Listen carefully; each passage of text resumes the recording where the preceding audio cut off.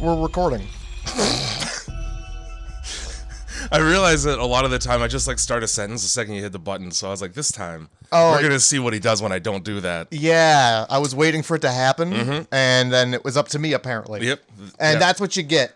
That's what you get when it's just up to me. I got to shut the fuck up more often. Nice and Yeah. settled in here. Comfy cozers. Oh. Yoga pose. I guess we're recording a podcast today. Right? That's what I woke up to do. Mm-hmm. And here we are. I set my alarm for 9 in the morning, trying to optimistically allow myself to sleep in a little later than I typically do. That didn't fucking happen. No. What time did you wake up? 5, as usual. You need to just get a concussion. I know. Just a nice little concussion. That's the only thing I'm going to join football teams. Yeah. Go to sleep. I bet you if you have CTE, you sleep like a fucking baby. I think you die. Well, eventually. You either die or kill someone else. Let's run down the list of people suffering from CTE who've committed murder. Chris Benoit, Aaron Hernandez. There's got to be more. I'm sure that there's more. Let's just say O.J. Simpson. O.J. Simpson. There we go. That works. The juice. Fuck yeah. The juice got loose. It did. And all killed his wife over a poor woman's face and neck. I was going to say his wife's caboose, but... Well, I most of her body experienced the juice that day, to be honest. Hey. Oh, man. R. Kelly put out a new track today. Yeah. What are the lyrics? Yeah, sure, I fucked those little girls. But why does that make me a pedophile? What do you... Come on. I shouldn't have to go to jail for committing sex crimes. Yeah, we all got to make money. This is affecting my livelihood, guys. I bet you if I did it on OnlyFans, I'd be in the top 0.5%. Oof. You hate the show, but the Boondocks. Yeah, fuck that show. They did a really good episode where they're like, R. Kelly was in jail and they were like, I don't know, everybody was celebrating and he's like, hey, we got to get R. Kelly some help. Introduce him to some older women. Take away his video camera. Yeah, that man really wanted a filmography career and he didn't get it. He should have stuck to R&B. Yeah, he should have. Should have stuck to just R's and B's. I don't know what it stands for. And like I said to you when you showed me that shit, that's not like the worst song that he's made. He was trying to smuggle Ethiopians back to the States by serenading them at a concert. Do you have your passport? Did you get your shots? Do you want to come back home with Rob to America? Is it really smuggling if they've got their passports? It depends on whether or not you put them in the cargo hold. That's fair. Okay, all right. Well, how many? If he's bringing back a harem, like he's gonna fill that plane up real quick. Some of them are gonna have to be checked. If you're going to commit a crime, maybe don't be like a smooth R&B artist about it. First I'm going to get you, then I'm going to steal you, then I'm going to lock you in my trunk. So I pulled out my gun. One of the first most popular songs he ever made was with Aaliyah, and it was called Age is Just a Number. I don't know how people weren't like, are you fucking little kids, man? Like right in his face, right, like immediately. Well... Yeah. The music producer looks at the lyric sheet and goes, this is a suicide note. We're going to take my name off this one. Yeah, we don't know who produced this one. This is produced by a mystery. You paid me. Get the fuck out of here. And, with that, you could just go to grindhousemovie.club and... you're not going to see 14-year-olds on it. You're not. Unless you are one visiting the site to listen to a podcast about horror movies, in which case, good on you. And you're only gonna see yourself on the website if your screen goes dim and you see yourself in the reflection. Yeah, that's a guarantee. And this, you don't want to ever see that reflection either, because it's always you with like 50 chins looking down. It's a very dead stare. Yeah, it's a very very dead stare. So you just go listen to the podcast and just do whatever you want. Live your life. You only know one of them, and time's ticking away. Time keeps on ticking. Yeah, it does. Into is that R. Kelly too? No, it's not. Okay, but he's I Believe I Can Fly.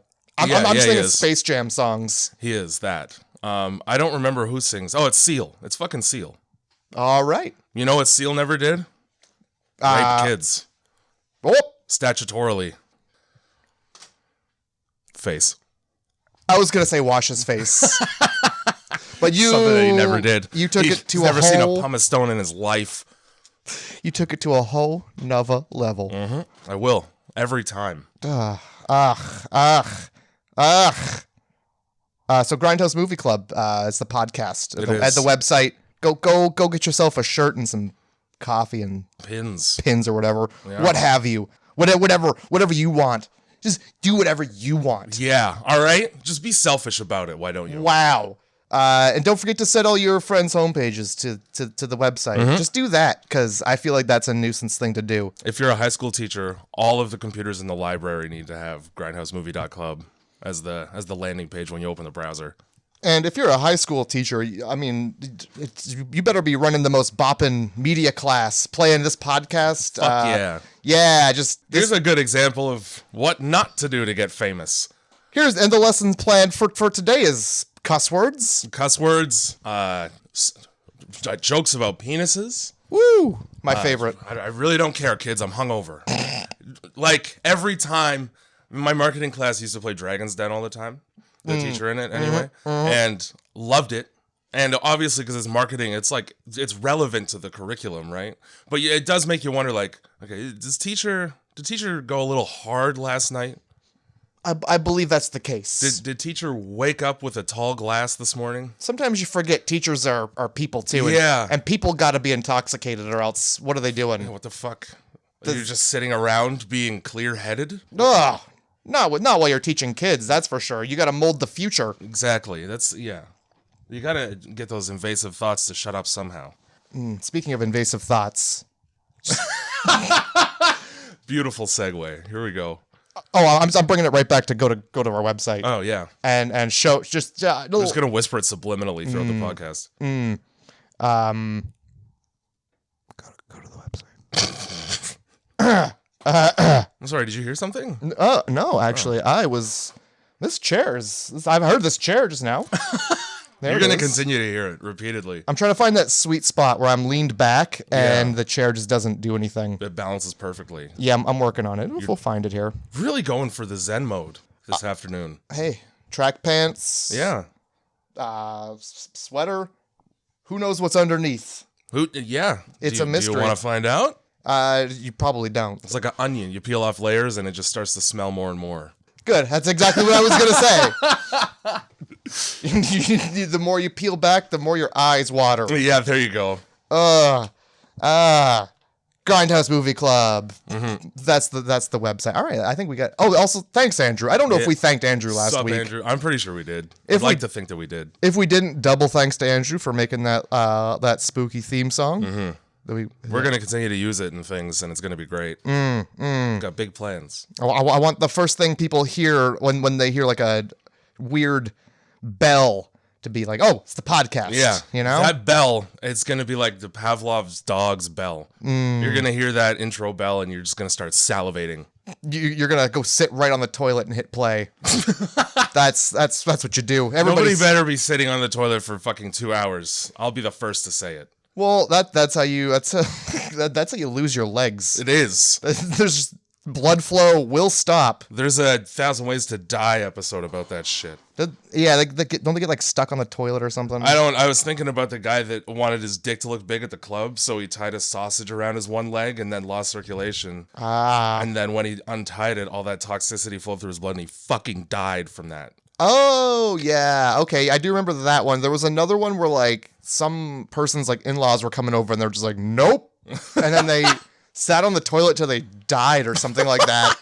Maybe I'm just making that one up. I believe it. There's one where it's these two people in a desert and they're fucking in a tent. And it's so windy that the wind picks up the tent and rocket ships them like 100 feet. That's a fucking way to die right there. Yeah, it is. You got to be careful when you're banging. Still pay attention to your surroundings, man. I really it's like Spike TV, so they likely weren't banging, but we don't know what they were doing, so let's just say they were. Yeah, and anytime it's unclear, oh well, they were probably fucking. Yeah. What else did two people do alone? If they weren't fucking, like, tits were basically out because it's Spike TV. In Invasion of the Body Snatchers, which is the movie we did this week, tits are right out. Oh, yeah, are they ever? And they're gooey. They're gooey a lot. They're of the time. gooey titties. Yeah. Got them goo tits. Nice. Yeah, you get your gooey duck clam and your fucking tit. I appreciate how goo forward this movie is. Yeah. It's been a while since we have a nice gooey, this is a movie you can sink your fingertips into. Yeah, this movie starts with just goo on trees, goo on the ground. It's a whole goo planet. Space goo. Yeah. And I don't know if you noticed, but all these tendrils, first of all, have you seen Princess Mononoke? Because that's what I thought of. You remember, like, near the end when the forest spirit shows up and it's sucking all, like, the weird worms and, like, stuff out of the forest into itself? I haven't seen it. Oh, my God. Matt, out of everyone I know, you were the most Ghibli-loving motherfucker, like, a decade ago. I have it on DVD. Yeah. I don't even think I've taken the plastic wrap off the DVD. Okay. Well, it's my favorite one. Okay. Well, Valley of the Wind should be your favorite. Oh, that's wrong, though. Oh, so you don't like Shia LaBeouf and Uma Thurman and Patrick Stewart? You just know that. You just know all three of them. Oh, dude, it's the best cast. Ugh. It's not even the original. Okay, I got a problem with overdub. That's Oh, okay. Well, it's Shia LaBeouf, Patrick Stewart, and Uma Thurman, Yeah. Jay. So what problem do you have? Is it how awesome it sounds? Or how it's a cartoon that is dubbed over regardless? Which one is your problem? it's not always. There is original Japanese. It's fucking Japanese. Oh, you're a fucking nerd who likes to read. That's what it is. You fucking book-learned nerd. You're the one who chose fucking Tetsuo the Iron Man. Yeah. All right. And there was like 7 words to read, and Yeah, 8 of them were like Iron Dick. You lucked out there. I know. I As really did. As far as the reading. I really did, because I was like, all right, we're going to eventually, like, Japan's got some shit going on. We're going to have to watch it. Yeah. So let's just do it. And You then just I picked the one with like 2 words in the whole fucking film. sentences total. I don't know if you noticed these space tendril-y goo things. Yes, the goo. A lot of them are shaped like penises and balls. I kind of caught that. It's just like a mishmash of what looks like jellyfish heads, but I don't know why you had to make them shaped like a subpar sized penis and a set of balls.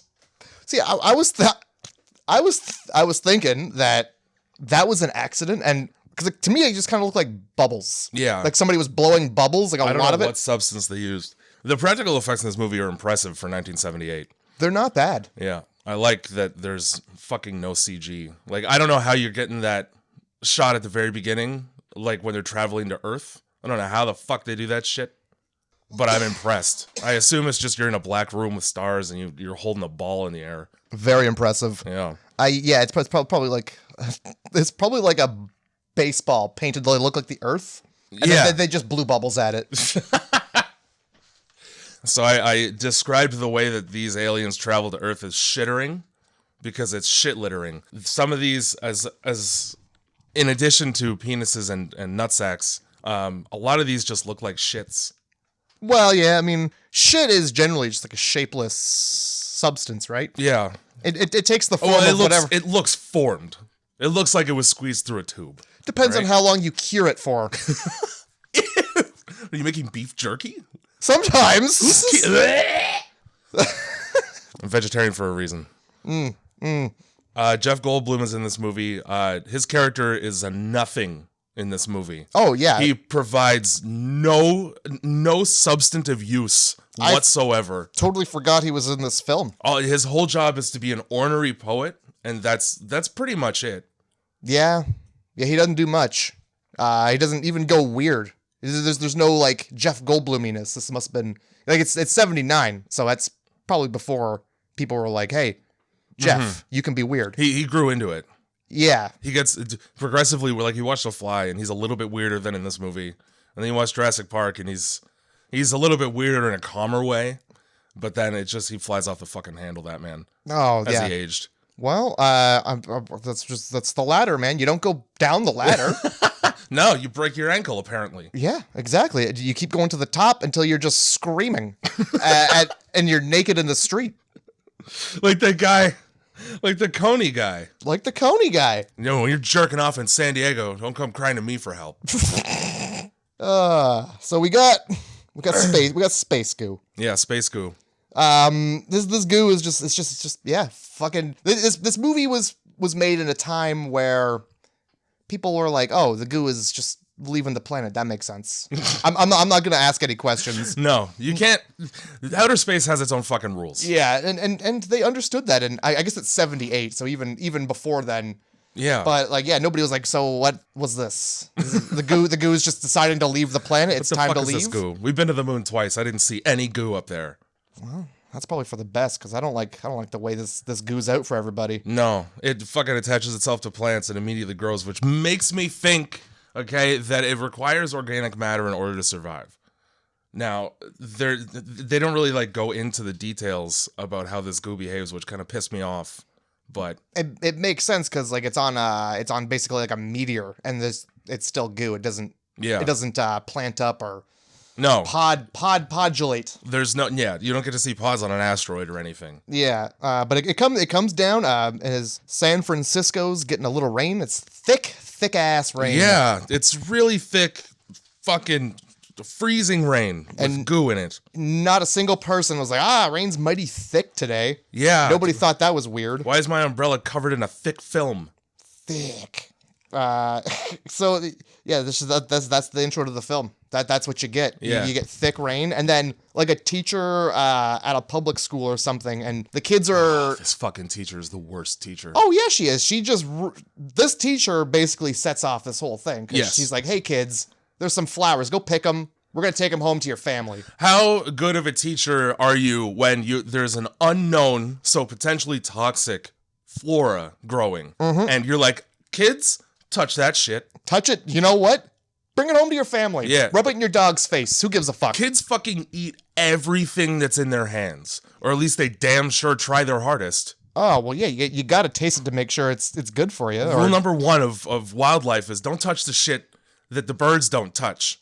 Rule number 2, don't put it in your mouth. Yeah. Until you ask someone you love. At all. And then, mom goes, I don't know, try it. Yeah, it might look good to eat. Neglectful. Also, in this scene with the school kids, there's just a priest on a swing set staring at school kids. Yeah. I had some questions there, but then swinging like with force, not a smile on his face, and looking with the deadest, most predatory stare at children. And this is 78, so yeah, that was still under wraps. You could get away with just about anything. I don't even think this is like a Catholic school or anything. It's just a priest at this playground on the swing next to a kid. Yeah, I don't know what to say about it aside from the fact that teacher should be. So the main character here, Elizabeth, who is Brooke Adams' Smoke Show in 1978. I think she's also in Black Christmas. I'm like 90% sure. Walks past this group of kids, and the teacher stares at her like she's the rapist. You got a priest 15 feet away from you who has not blinked at all since you noticed him. Unwavering stare. Don't maybe consider who you trust. Yeah. Oh, good Lord. So back to the Full House here, because it's San Francisco, and every house is the Full House. That's funny. This piece of fucking shit boyfriend. Elizabeth is like, fuck. This guy's been home, like he's a dentist, right? And all he cares about are 2 things, dentistry and basketball. And so fucking Elizabeth comes home to her boyfriend who's named Jeffrey with a G-E-O. Let me tell you right now, change it. If that's your name, change it. Geoffrey? Yeah. What is this, Game of Thrones? Get the fuck out of here. Exactly. This is going to get really confusing for everybody listening at home because I refused to learn what Jeff Goldblum's name was in this film. Okay. So Jeff fucking Goldblum. It's Jack anyway. Who cares? We got Jeff and we got Jeff. And also we got Donald, because I'm not going to bother writing down the word Matt because that's my name. It is. I don't want to confuse the listeners at home. I just did Matthew. So full, because nobody ever calls you Matthew unless you're in trouble. Yeah, that's right. And it's your mom. Or you're my grandmother, and I'm not listening to you. and this is like the 3rd time you've called my name. We got Jeffrey, and he's watching basketball, and he hasn't picked up the goddamn mail, just sitting on the floor. He's been home for God knows how long. All right, Elizabeth's got a hard day of touching beakers and turning dials at the health lab there, where she's a scientist that tests things. Yeah, all kinds of mass chromatograph spectrometry Oh my God. going on there. Yeah, I had to pull that word out. Great. I can't have you be the one bringing the big words to the table. Yeah, sorry. I fumbled it. Fuck. You need you need to updo me here. Yeah. Well, I don't. The bar's not really high because you just said updo. Fuck. You're right. All that momentum. Yeah. So he gets home. His job is to look at teeth all day and then watch basketball. And so he has a job, which means that he was at it, which means he probably, when he got home, walked past the mail on the floor. Fuck it. That bitch can deal with that. I got the playoffs to watch. Right? Oh, I got My man Steph Curry over here. Heaven forbid anybody else hear this too. I'm going to keep the basketball game to myself with my headphones. Yeah. Because it's the 70s and TVs just didn't have speakers or... These headphones are wireless. I didn't even know that technology existed in 50 years ago. Were they wireless? Yeah, because he had them in the living room, and then he had them in the bedroom also. Oh, I figured he just like unplugged them and plugged them in. There's no wire, though. I never saw a wire. I'm not going back to see if there was a wire. You know what had a really weird wire? The fucking telephone? Yeah, it sucks back into the wall. Yeah. Who in the 70s thought that was a good idea? You know, this cord, I just keep tripping over it. Miles long. Yeah. Miles long, this cord. If it could... Spiral. Yeah, if it could just whip back into the wall somehow. So Yeah. if I was to be in the other room and let go of the phone, it would just... Snap out of my hand and hang itself up. Yeah, if I just want to leave a dent in the wall every time I hang the phone up, I'm just gonna pull back and let go like a tape measure. That means that, and this is a whole nother level. I hate that I said whole nother just now, but I did. Of 14-year-olds are not going to understand what this is. Because number one, it's a landline phone. And I know that there are people out there who exist and are alive who have never seen one of those now. Oh, man. They don't even know what that is. No, And this is the 70s where the telephone was a whole box that somebody had to cut a hole in your wall to install it. those were some times. Holy shit. Hey, my phone's broken. I need a new one. Let's do a major renovation to my home. Yeah, oh, for sure. How much wall space do you got? How much do you need? Let's see. Well, you've got a dial on this the size of a bike wheel. So if you're gonna be if you're gonna be dialing anybody, you're gonna need a lot of space. Yeah. Dear God, with that phone. So fucking, yeah, one of these pods grow on plant life and then they sprout flowers, which was also another cool effect. I don't really understand. I imagine it was just a person behind a leaf pushing petals through a hole. It looked a lot like that. Yeah, but like how else would they have achieved that? They're not doing a fucking long form, what's it called there? Mass chromatograph spectrometry. You're talking about stop frame animation. That's not what it's called. I am talking about that potentially, but also like when you do like a fucking long shot over a very long period of time and then fast forward it.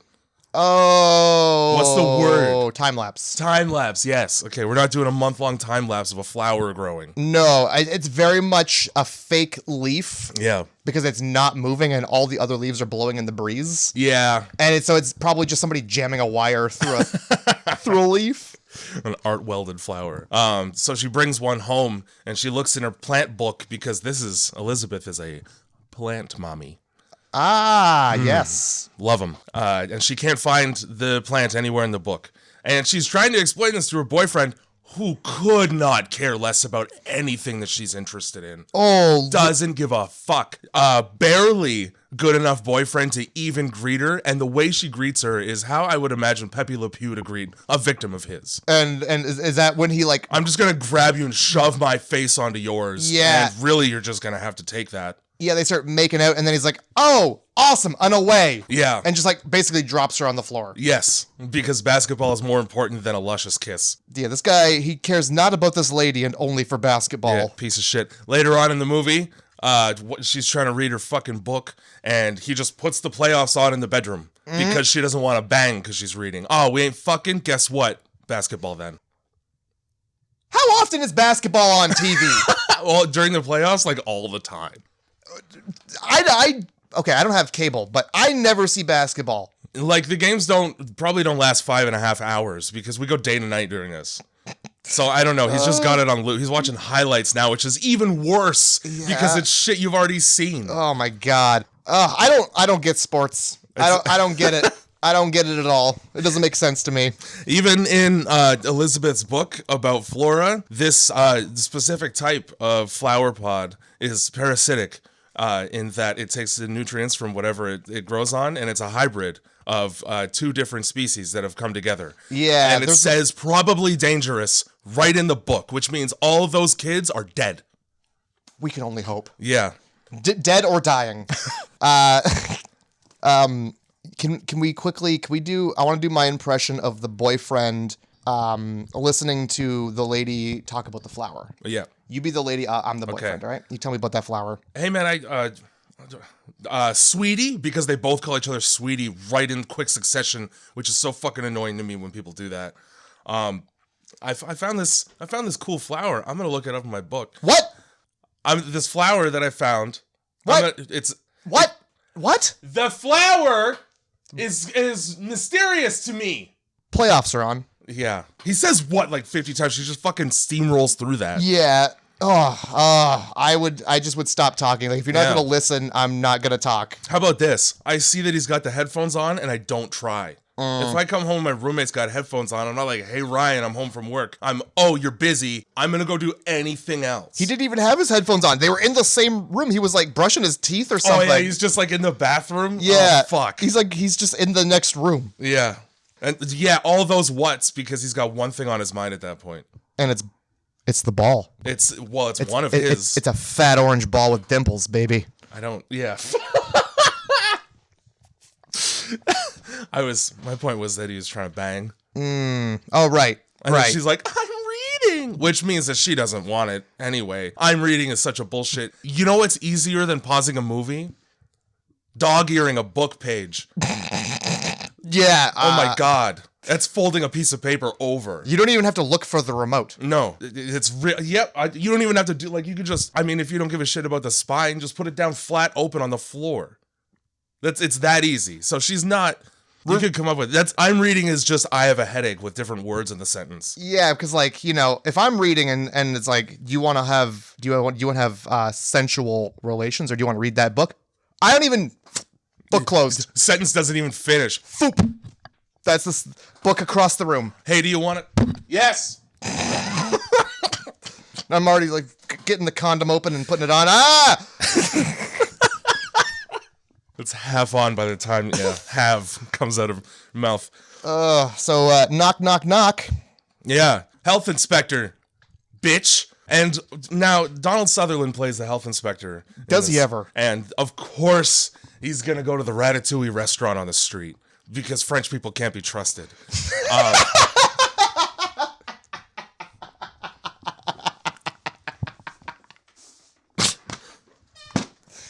No.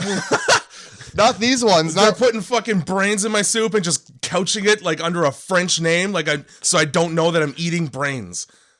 Tell me what's in the thing, all right? Just say what's in it right on the menu. Crab brains and red wine. So I know how to avoid eating that. Yeah, I'm going to skip that one. They have to call it something because you see crab brains and red wine. No, thank you. No. Then they have all these crab brains just piling up that nobody wants to eat because they keep ordering crab brains, obviously the most delicious part of the crab. I the part of the crab disagree with that. Part of the crab that everybody is just busting cracking their skulls open for. You know how I know that? Sweet brain meat. You know how I know? How do you know? Because I've never, ever heard of that. Never? Not once in my life have I heard somebody go, yeah, I really like king and snow crab legs, but what I really like is the brains in there.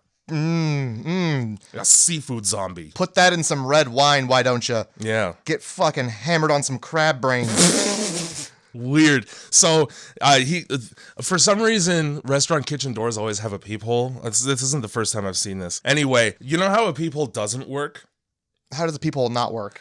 When you put your eye real close to it, you can't see in any better. Yeah, no, that's true. So fucking Donald Sutherland knocks on this, and then he shoves his face as close to the peephole as humanly possible. Well, maybe they were after already announcing who he was. Maybe he's like an expert at peepholes, and he knows, like, hey, I got to get real close, or else they're not going to be able to see me. Oh God, that distortion just doesn't do me justice. Yeah, get my good side, peephole. What is this? An eye scanner? So he fucking goes in and makes a beeline for the vat of brains, and he pulls out a rat shit. He pulls out a rat shit like he's an expert on rat shit in soup specifically. He pulls it out like he's playing Operation, and he can't touch the soup. He asks him exactly. He asks him for like the menu ingredients, the dish ingredients rather, and capers are right on there. You know, capers look suspiciously exactly like rat shit. Do they? Yeah, they do. I'm not eating capers. Dude, I'm good. Some Italian restaurants, when you order a Caesar salad, they'll throw them in there. It's like a very dense olive.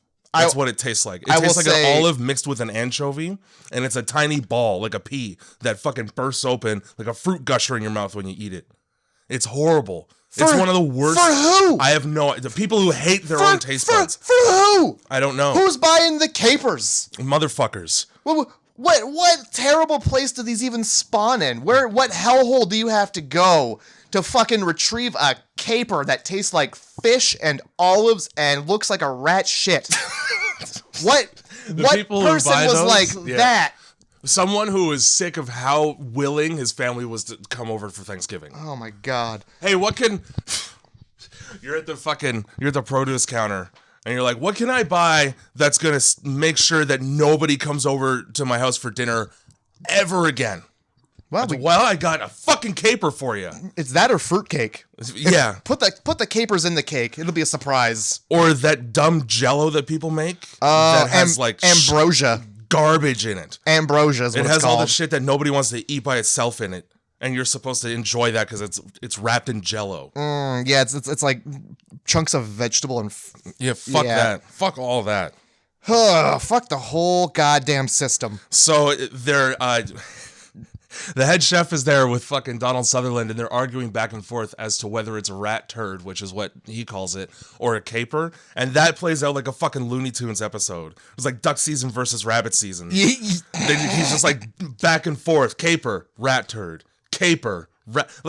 These are real conversations adults have in the kitchen? For real? Are you sure? Like with the health department, who you can't argue with them. No. They'll shut your whole shit down. But he called their bluff. He's like, well, if it's a caper, well, why didn't you eat it? Fucking eat that shit. What? Because it looks like a rat turd. That's why. Because it looks like you're right, even if you're wrong. I don't want to take that chance. I really liked when he was like having the chef like describe the dish. He's like, so what's in there? And yeah, and rat shit. Because I found some. It was right on top. He comes equipped with a black light just for these exact occasions. I don't know if black lights make you able to see shit in rice any better. I don't.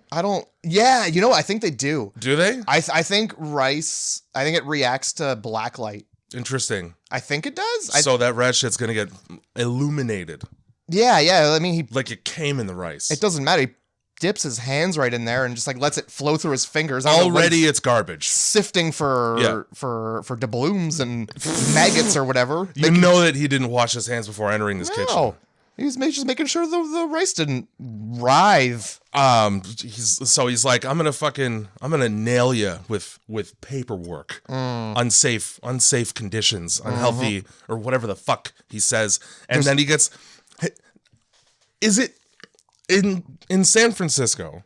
Now somebody write in grindhousemovieclub@gmail.com and tell me if in San Francisco the health inspector and line cooks behave like the police and the mafia, because being threatened with a temporary shutdown in order to continue to inspect the cleanliness of your kitchen apparently gets your windshield bottled. I don't think the stakes are that high. In the restaurant biz, tempers flare. I've watched enough Hell's Kitchen to know. Nobody has ever been hit over the head with a bottle of wine on Hell's Kitchen. I wouldn't be surprised if it came close. Oh, that's the only black guy in the movie. The only black guy in the movie is a line cook who throws a bottle at Donald Sutherland's windshield, shatters it, and then stares at him while menacingly smoking a cigarette. That's right. We were having the conversation of the ethnic background of every character in the film just before we it's hit very record. Milky, with the exception of like one or two people. Yes. And it flows milk. Yeah. Not a high viscosity level. One black man, and he's a criminal. Great. Oh, great. Just fucking doing crime and paying no time. No, none. So Well, doing time in the kitchen, which is it can be grueling. it can. Well, you got to take your frustrations out. Sometimes you got to bottle a car. Also, I'm pretty sure this is mid-dinner rush. Nobody's fucking allowed to go out and smoke in the middle of dinner. Well, I certainly wouldn't want a professional somebody smoking and then just touching my food. Yeah, you wait till after. Yeah, if you're going to go outside, there's like, you got to wash your hands like 3 times before you come back in. Just the outside. Just the outside. Yeah, I mean, I'll go outside, it's fine, but if you're going to touch my food, you better not be outside. Ew. Don't bring that outside anywhere near my food. So before, it's morning, but before it was morning, it was night. That's generally that's how that works. And I guess they had decided to keep this. We're back to the man and the woman, Elizabeth and Geoff. And Jof. And Geoffia. I want to point out that Donald Sutherland, as a response to having a giant spider web across his windshield, hits the wipers like that helps. I didn't notice that. Hits them and leaves them on. I also enjoyed when he was like, "Hey, what's in there?" And they're like, "It's a secret recipe." And he's like, "Come on now." There are no secrets. You can't keep secrets from the health inspector. No. Imagine that's the fucking loophole. Family secret. Oh, okay. All right. Well, I'm a health inspector, though. Yeah, oh, nice. Well, I've been getting reports of diarrhea and vomiting. But that's a family secret. It's a family recipe. Okay. You got to put a sign up. You have to put a sign up. I call it Montezuma's Revenge. The recipe. It's a family recipe. So it's morning, and during the night they were like, yeah, we'll just leave this pod on the side of the bed. Yeah, in a glass of water. Who gives a fuck? It doesn't fucking matter. And so Elizabeth wakes up to Geoff. Yeah. Cleaning up some broken glass. Yeah. Uh-oh. And the first red flag during that conversation is when she goes, "What are you doing?" And he says, "Nothing at all." Now, I understand that part of his personality is to be very neglectful, but even conversation, just explaining why there's broken glass on the floor, that doesn't happen. Yeah, you couldn't just be like, I hit the glass instead of the alarm this morning. Now I got potted in the night. Now, that night as well, when Elizabeth gets home, Donald Sutherland calls her because they work together. Because they know each other, guys. And they know each other. Elizabeth is such a fucking wagey that she can't say no to coming in early to do a test. Now, come on now, Donald Sutherland Elizabeth is like the pushiest boss about unpaid overtime ever. And at this point, I was like, I can't tell if we're supposed to hate this guy or not. Because he's a big dick in the kitchen, like rightfully, because there's rat shit in the food. But then he's like, oh, my employee, I need her to come in early. And I'm not going to take no for an answer over the phone. Well, mustache. Yeah, that mustache commands respect. It does. It sure does. It's the mustache and hair combination. You can't say no, and if you do, you go to jail. Because he's an undercover fucking cop. Looking like that. So, yeah, fucking Geoff here is just taking out the garbage. It's the most important thing in his life is to take this garbage out. Take out the garbage because the garbage man's waiting for him. Yeah, he is. Garbage men just wait around for people to throw out their vacuum lint in this movie. Yeah, so, I mean, right away, it's obviously the entire government is pod people. Yeah, because once you get the city workers, like it's over. And the garbage people are just disposing of all the pods and shit. Yeah, the remnants of cocoons. But it looks like what I pull out of my vacuum because of the cat hair. It very much does. Yeah, it's like nobody's questioning these garbage trucks just hauling dryer lint around the town. Brimming with it. Yeah, and it's like it's piled up in the streets at one point. It's like behind Donald Sutherland as he's like leaned up on a red box in the street. Yeah. And he doesn't bat an eyelash at that shit then either. Yeah, and who's emptying their vacuum bags out here? Holy fuck. I should invest in a dustbuster company. Somebody needs to get rid of all this goddamn cat hair. The second red flag about Jeffrey's behavior is the fact that he's doing household chores when he can't even pick up the mail yesterday. Off the floor. Not at the box, off of the floor of his own house. Which is, it's established that it's his house. So he's just like, fuck it, housewife, bitch, live-in, maid. Clean my house for me all the time. Yeah, you can't even get the mail when half the job's already been done. I'm busy in the house. Contemplating suicide because dentists have the highest rate of suicide of any profession. I've heard that. It's all those teeth. Dude. Teeth are gross. Don't That's look what at I'm teeth. saying, man. You spend that long looking at the inside of people's mouths and you want to jump out the window. Which is a huge bay window if you have a dentist's office. Yeah. Before I realized he was a dentist, I thought it was weird. He was also wearing a suit. Yeah. Like, first thing in the morning. It's suits bizarre. on. Now, maybe 1978 has different rules, but I don't remember dentists having to wear suits at any point in time. No. I just figured he was a professional guy, professional suit. Maybe a button up with a tie underneath the coat. But you got to put a fucking coat on anyway, so who gives a fuck what you're wearing underneath? Yeah, Show up naked. Maybe the 70s were a different time. Yeah. Dentists showing up in, like, Garfield shirts, just, like, what was wiping their picks on their shirt? Like, all right. That's gross. It is. Yeah, you know, we just get Jeff just, like, longingly staring at the trash man as he drives away. I don't understand, like, the red flag number 3. Why are you enthralled with the back of a garbage truck? Hey, man. You've paid more attention to that garbage truck than you have to me in weeks. He hates to see it, but he fucking loves watching that garbage truck drive away, you know? Just that fucking thick, I don't know, huge ass truck. Yeah. It's got a lot of junk in the trunk. That's what I was going for. Yeah. I missed my mark. When you only noticed one set of footprints, it was when I carried you. Oh, bless.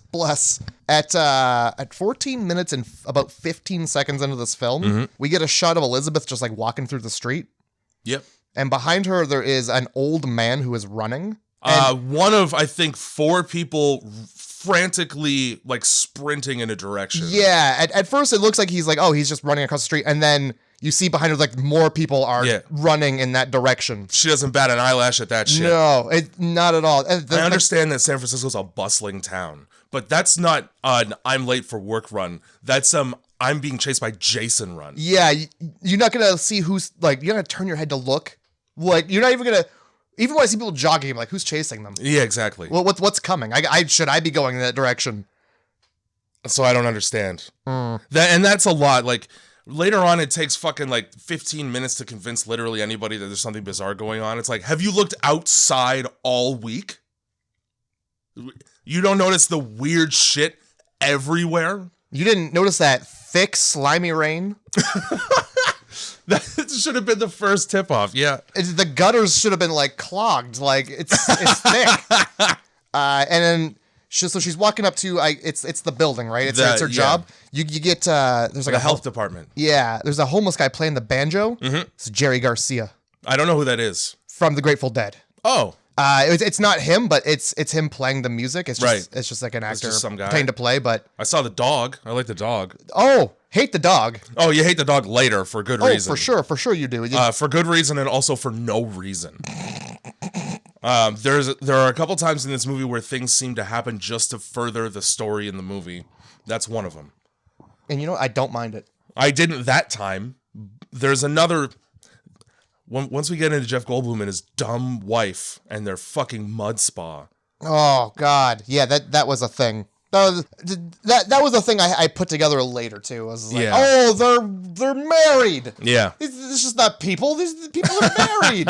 That's why, because they both have the same last name, and that's what the mud spa's name. Well, Belichick. Yeah, but before that, it's just like, you've upset my wife. Yeah, and I was like, oh, that's when you clued in. Yeah, I was like, all right, right away. Donald Sutherland really wants inside of Elizabeth. He does. Right away, when they share space together, you can't not notice how close they talk to each other. And then also he opens a door for her, which is a double door. He only opens one. And then he stands in it, and so that she has to walk past him within inches. Like he stares at her for an uncomfortable amount of time this whole movie. I have to sit here for an hour and a half with this will they or won't they bullshit before they finally only kiss, and that's all they do. I'm glad it was only a kiss. I don't think I want to see Donald Sutherland's ass like pounding away. Can we just have like at this poor woman 3 in a row? We don't need another full frontal fucking. Yeah, I can't have it. This was a very Mormon romance between the two of them. You got like He also he wastes no time just being like, oh, your fucking boyfriend, what a weirdo, what a dumb idiot dentist motherfucker. You should break the fuck up with your boyfriend and move out. Yeah, man, what an idiot. Dentists are all fucking stupid. Yeah. Health inspectors, they got the biggest dicks. Mm-hmm. They swing meat hammers from looking at meat all day. Meat and the hammer and inspecting the hammers. Tenderizing. You want to get tenderized by the health inspector? I promise it'll be sterile. I'm trying to come up with something That's about my job. Trying to think of a joke that's like temperature based. I don't know. I don't know. No idea, dude. I'm sure there's something. I used to work at KFC. I know meat's got to be a certain temperature. That's as much as I know. You want to know something cool you can do with the thermometer? It's called sounding. It's where you put things in your pee hole. Rods. Anyway, that's his pickup line. Yeah, sit there and ruminate on that information. Oh, I've upset the man. All right, I'll handle this podcast. So, yeah, Donald Sutherland's really predatory with this woman who's in a fucking long-term relationship with a man she lives with. You'd think a health inspector would know the dangers of a wild, mysterious plant. He doesn't bat a fucking eye when she's trying to describe this fucking plant that she's never seen before, that nobody's seen before. That's because he's thinking with his helmet. Yeah. During the scene where they're walking down the hallway, there's just a dude. Did you notice him? There's a couple times there's just that. He's just like standing? He's behind a frosted glass door, but he's so close to it that you can see him through the glass, and he's just looking. Yeah. Because you know. Again, no notice. Just like one of those things that the audience notices because they know the situation before the characters do. Yeah, half this movie is things happening in the background. Yeah. And if you're not paying attention to it, you don't understand the severity of the situation. Yeah, and it's irritating because you'd think that if you as an audience member are noticing, that the character in the scene would also notice the weirdness. The only person who notices the weirdness is Elizabeth, and this movie handles it so sexistly on the whole movie. Mm-hmm. By the way, on that note, do you have 2 sentences or less for this movie? Right. We went. We glid right into this. Glid. That's the. It's gliding and sliding at the same time? It is. Okay. 2 sentences or less. Mm-hmm. I don't want to say it. You should. It's 2 in the goo. And then you can put the other one wherever you want, but poo would be the most convenient. They gotta be. Regardless, something's going in the goo. Slime rain ruins Donald Sutherland's nice day. Plant people are more than vegetables. Jesus. You're killing me. Donald Sutherland's mustache. That's in it. I actually forgot to write one, so I'm just gonna start shouting things until priest in the park, not after dark. Thief in the dark. All right. Okay. Stealing kids, Matt. That's... If your pal comes from a pod,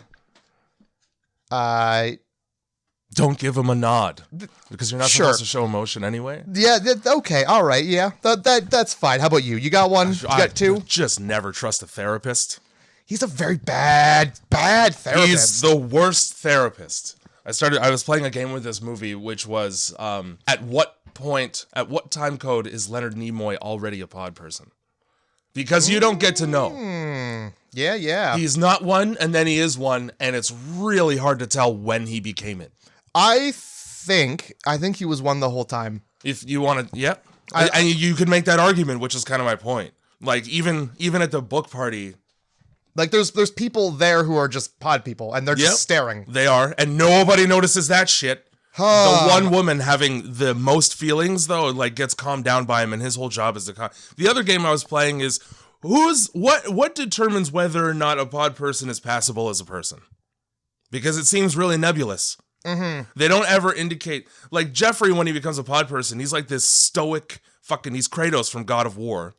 And then Leonard Nimoy... He just fucking blends in perfectly for like half an hour. It's a good point. I want to pick one. I want to say there's like a hive mind going on. Either they pass or they don't. Yeah. But if you're trying to fool people so that you can lull them into a false sense of security so they go to sleep near you, you'd think that you'd have to be more human presenting. You would think, but like Leonard Nimoy, That guy's already a fucking robot. How like him to be a psychiatrist in a movie? The person whose job it is to mitigate other people's emotions. Fucking Fuck- goddamn Spock. Yeah, fucking Spock indeed. By the way, there's a Star Trek episode that is this. Is there really? And it's, I'm not surprised. It's That one. fucking It's one takes with place him. in outer space. It's with yeah. So we're back at home. Yeah. Jeff's. Well, he's going out and it's nighttime. Yeah, and he's giving away his basketball tickets. So Yeah. what the fuck, Jeff? The most important thing in your life, and you just, I gave him to a patient. All right, I'm gonna commit you. You're getting the 5150 right now. There's something fucked with my husband, boyfriend. Yeah. Right. Guy. How do you not notice? Yeah, this is his favorite thing. That should have been the biggest. She should have been like, no. Yeah, And exactly. Start screaming then. yeah, but no, this movie this movie. People are too mesmerized by the nothing. Yeah. To see what's going on behind them. You know, And it takes forever for anyone to notice. it's so annoying how long anything. it takes for anybody to Yeah. notice anything. Elizabeth looks out the window when her fucking boyfriend leaves and sees him get into a dark car that pulls up the second his foot hits the curb to get into it. Hey, that's weird. Why is that?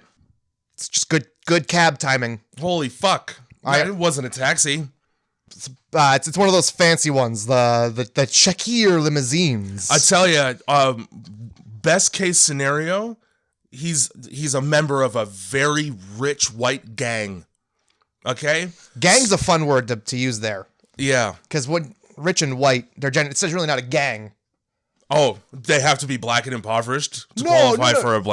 for a gang word? No, but like, usually it's clan. Clan's the word you use there. My point being, when you see that happen, probably stop asking after it unless you want to end up in a drum. Yeah, you're gonna end up sleeping with the fishes because this is very mafia behavior. Yeah, do you need new shoes? Because we can make you some out of concrete. So Jeff's not Jeff, and Donald Sutherland doesn't know how to chop vegetables. Oh my god, who uses a full-on butcher's cleaver to chop celery? And not even finely. You are supposed to do it diagonally. Because you brace it against your knuckles. Yeah, that and way you never cut your fingers. and he he has it nowhere near his fucking knuckles. He puts the tips of his fingers basically under the blade. You know what's funny is that's how I cut vegetables. Because I like to live on the edge of the not how you- blade.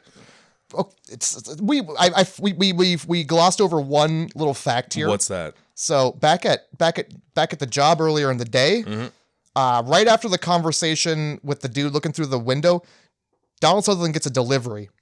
Yep. It's a fucking dead rat in a bag. And now he's cooking food. I don't think so. I'm good. Not the best health inspector. Not the greatest. That's his evidence, though. I mean, it was in a bag. Maybe the bag had hand sanitizer on it. Maybe. What did he need the dead rat for? My impression was that that guy was like a private investigator who got it from the restaurant. The French restaurant. All right. That's fair. I was just thinking, like, you know it's a rat. You don't need to do a test to know if it's a rat. It's a dead rat. It's bad. Either that or he's framing the restaurant for something way worse than just the shit of a rat. Ooh. Two options, you know? Fuck, this movie's deep. So, yeah, Donald Sutherland's cooking, and then Elizabeth shows up late night, whoopsie, and becomes the most annoying person I have ever, to me. Because this guy lives in a bit of a walk-up. It's not like a walk-up apartment, like a shitty, dirty, seedy one, but it's an upstairs apartment. It's in San Francisco. There's a lot of hills. Yeah. So I feel like there's a lot of stairs to combat that when your house is like up on top of a hill. Yeah, so that it can be flat, or level, I guess. Anyway, my point is, garage underneath, house up top, and it's quite small. It's one floor. Kitchen, not the biggest kitchen in the world, right? No. Now, Donald Sutherland's making stir fry, which is sort of time sensitive. And he's going back and forth from the stove to the counter where he's cutting. Where does Elizabeth plant herself to tell a story? Dead fucking center. Dead center in his way in the kitchen. So bad that he's got to maneuver around her to continue cooking food. Wasn't expecting a visit. She's the worst version of a pop-in ever. And when she's trying to tell the story, she's telling it inches from his face. That's because they want to bang. Holy fuck. He doesn't... You could tell that story while sitting down on the couch. Have some awareness. Just a little. Don't become an obstacle. Understand that people have bubbles. Okay. So she's talking about how she played PI for a second, followed her fucking boyfriend around while he was just doing business transactions in the woods. Just handing off packages. Yeah. In brown paper bags. In construction sites, stairwells, and the woods. So he's a Don. Basically, those right. probably different people's heads in bags there. I don't know why Donald Sutherland didn't immediately just go, oh, he's a member of the mafia. Because that would be like the immediate my thought. You probably shouldn't follow him around. You die. During this conversation, Donald Sutherland says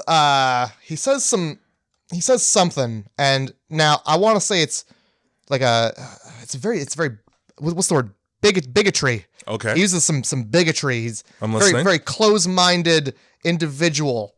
Not thinking. He's not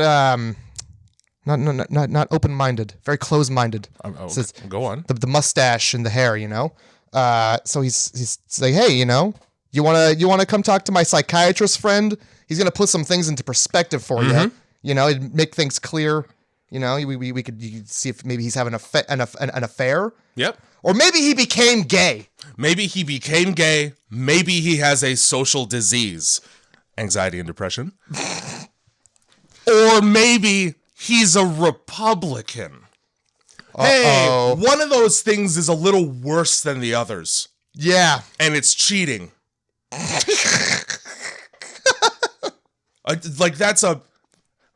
Like he's running down the list and they get less and less offensive of things. Yeah. Maybe he's cheating on you. Maybe he just likes the dick now. Maybe he's depressed. Or maybe he switched political sides. Let's go to the psychiatrist about that. Maybe his basketball team isn't doing well. Yeah, right. Maybe he has a cough. Maybe he's tired. Right? Maybe he needs new shoes. Like he wanted to keep talking, but he ran out of bad things that could be possibilities. Yeah. Oh my God. But she's not crazy because she can still do that thing with her eyes. That makes her look fucking crazy. Yeah, that's thing the with one. her eyes. You know what that's called? It's called nystagmus, and it's an actual fucking condition that people have. Oh, I went to school with public school with a kid who could do that, and it was wild to watch him do it. Now, the people who have that can't just control it on a dime like that. He could. They just have it. One of the guys, I don't know if you remember Constantine, but the priest, the fat priest in Constantine. Vaguely. Anyway, he has it in real life. Basically, your eyes can't focus on one single thing. Oh. So they're just moving around like that all the time. Well, that's bad. Yeah, no, I'd be annoyed to have that. It's not good for you. Anyway, that's our litmus test for insanity, which makes your faith in your psychiatrist questionable because that's where you're at as far as sanity. Oh, you could pretend to have an epileptic fit? You're fine. Good Christ. So Donald Sutherland's got some dry cleaning to do. Yeah, Brooke Adams is not the best actress. That's the other thing that I wanted to point out. Hey, that's fine. She's not great. She can't cry. This is probably the only movie I've seen her in, so I don't know. You're just saying people's names. So what's happening during this fucking conversation between Elizabeth and Donald Sutherland is she's explaining the weird behavior. Let's go to the psychiatrist. One of the things that she says is it's him, but it's not him. It's a different person, which is important for this dry cleaning scene because this poor Asian man's wife is behaving the same way, and he's quite upset about it. This man's wife? Yeah. Favorite character in the entire film. Because she's a stain detective? Yeah. Yeah. Hey, this shirt here, it's got a coffee stain on it. Oh, that's not coffee. Oh, yeah, I put it there myself. Yeah, maybe not with your mouth, is what she says as she walks away. I did not hear that part at all. She thinks Donald Sutherland shits on himself. Yeah. That's great. On his own chest? He's a flexible mustache man. You don't, when people have mustaches like that, Yeah. you don't know what they get into after hours. That's true. That's a mustache of mystery. Later on, when they're trying to evade capture from all the pod people, Donald Sutherland takes Elizabeth down a street full of fucking dirty strip window facilities. You know, the ones where you go in and a fucking door opens and it's just a woman naked there and you beat off in a booth? That's what all those are. Yeah. Donald Sutherland knew where those were. Come on, they won't find us next to the pornography.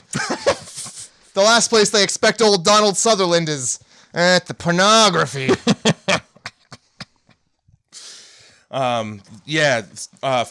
So that's when I wrote down that Brooke Adams isn't the best actress, because after he drops off his dry cleaning, he goes back to the health department and she just sneaks up on him and then sobs into his chest. But it's very clear that she's not actually crying because she can't fucking act. Well, that's what you get.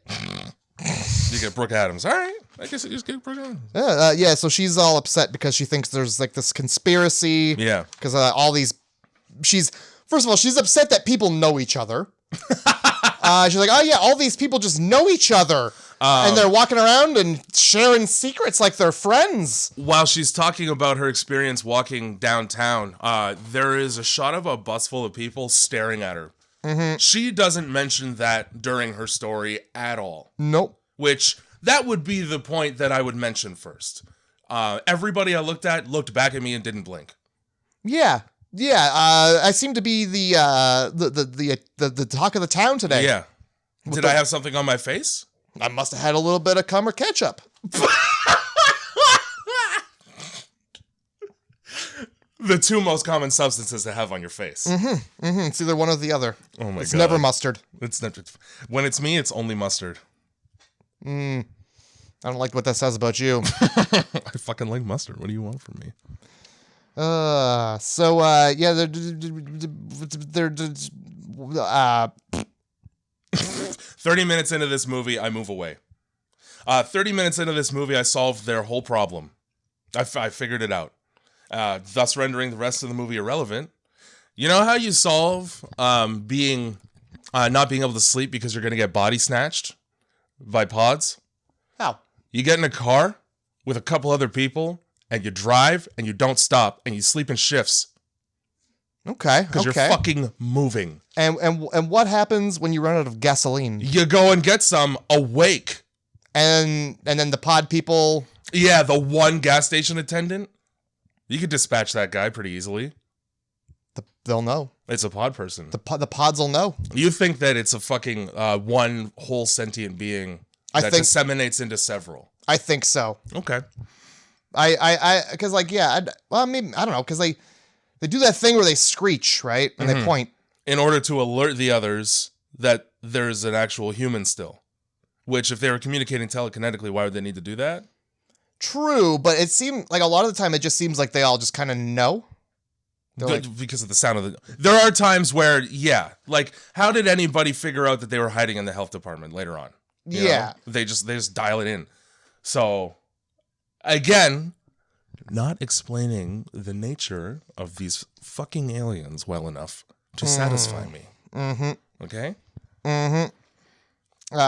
So, yeah, we got... there's like the weird scene where she's like following her boyfriend around and watching him have packages. I don't know how the fuck so much of this movie is boring. Yeah, there's just so much film. Yeah. And you could have cut probably 30 minutes out of this movie, and it would be the same. Yeah, I would be a little quicker. Yeah. There'd probably be a lot less footage of just people. Donald Sutherland talking on the phone is half of this movie. Phone conversations are the most boringest thing to shoot.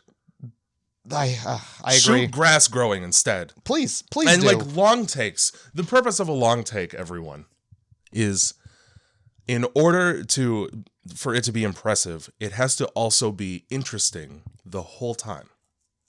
Fact. Not for 10 seconds at the beginning and then 3 minutes of watching a man dial a phone over and over. I get where you're coming from, and I have to agree. All right, cut.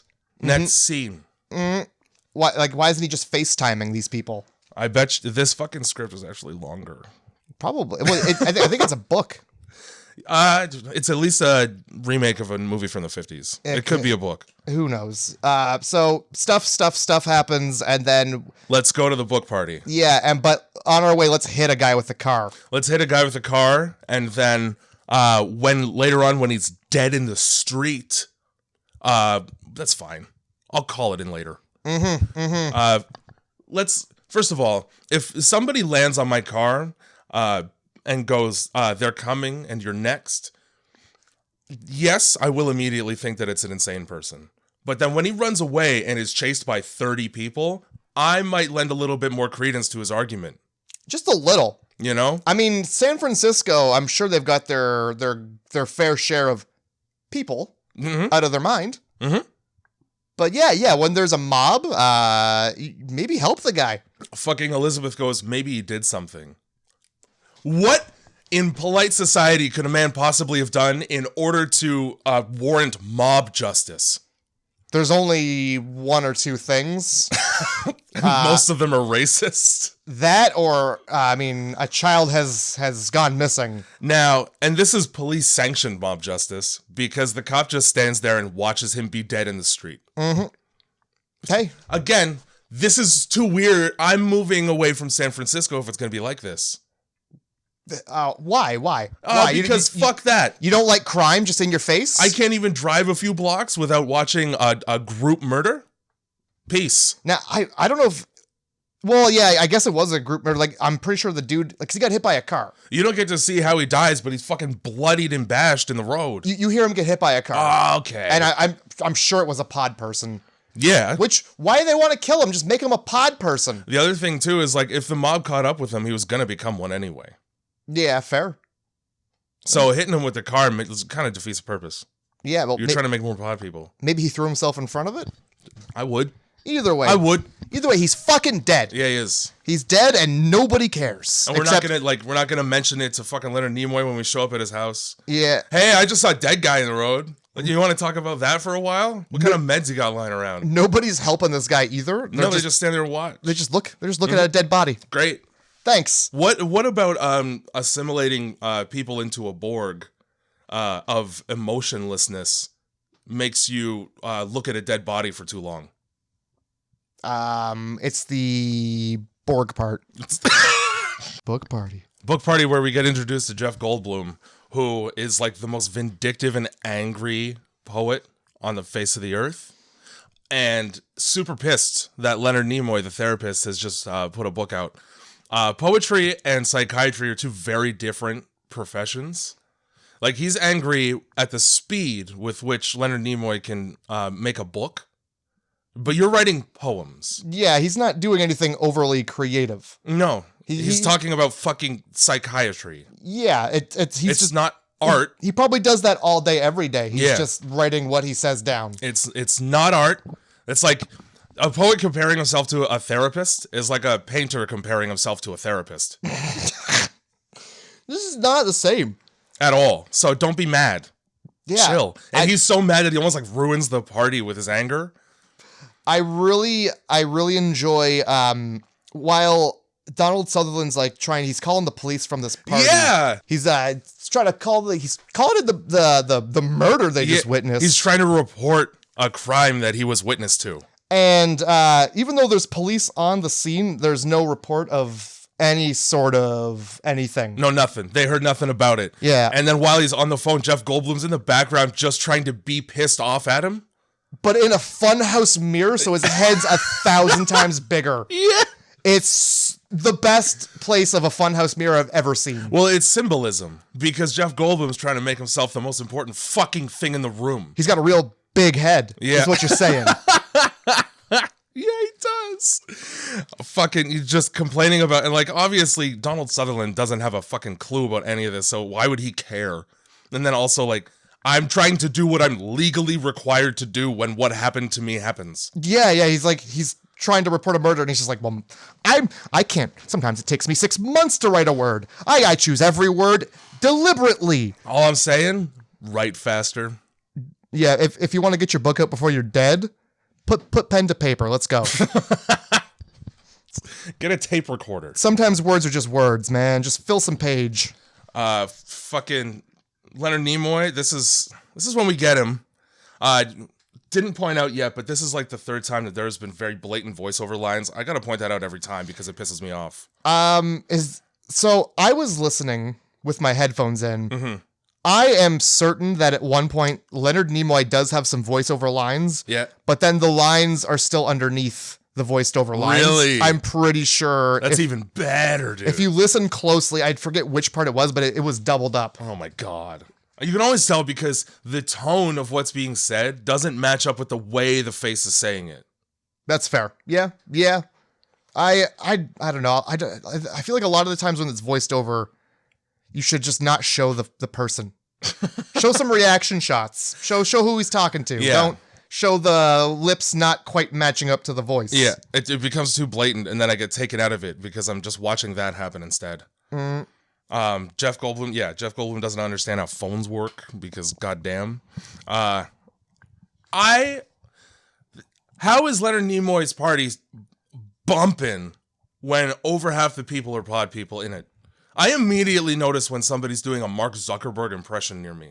Oh, you mean having no emotions? Yeah, and when you turn your head, you do it like you have osteoarthritis. Oh yeah, because you turn slow as fuck.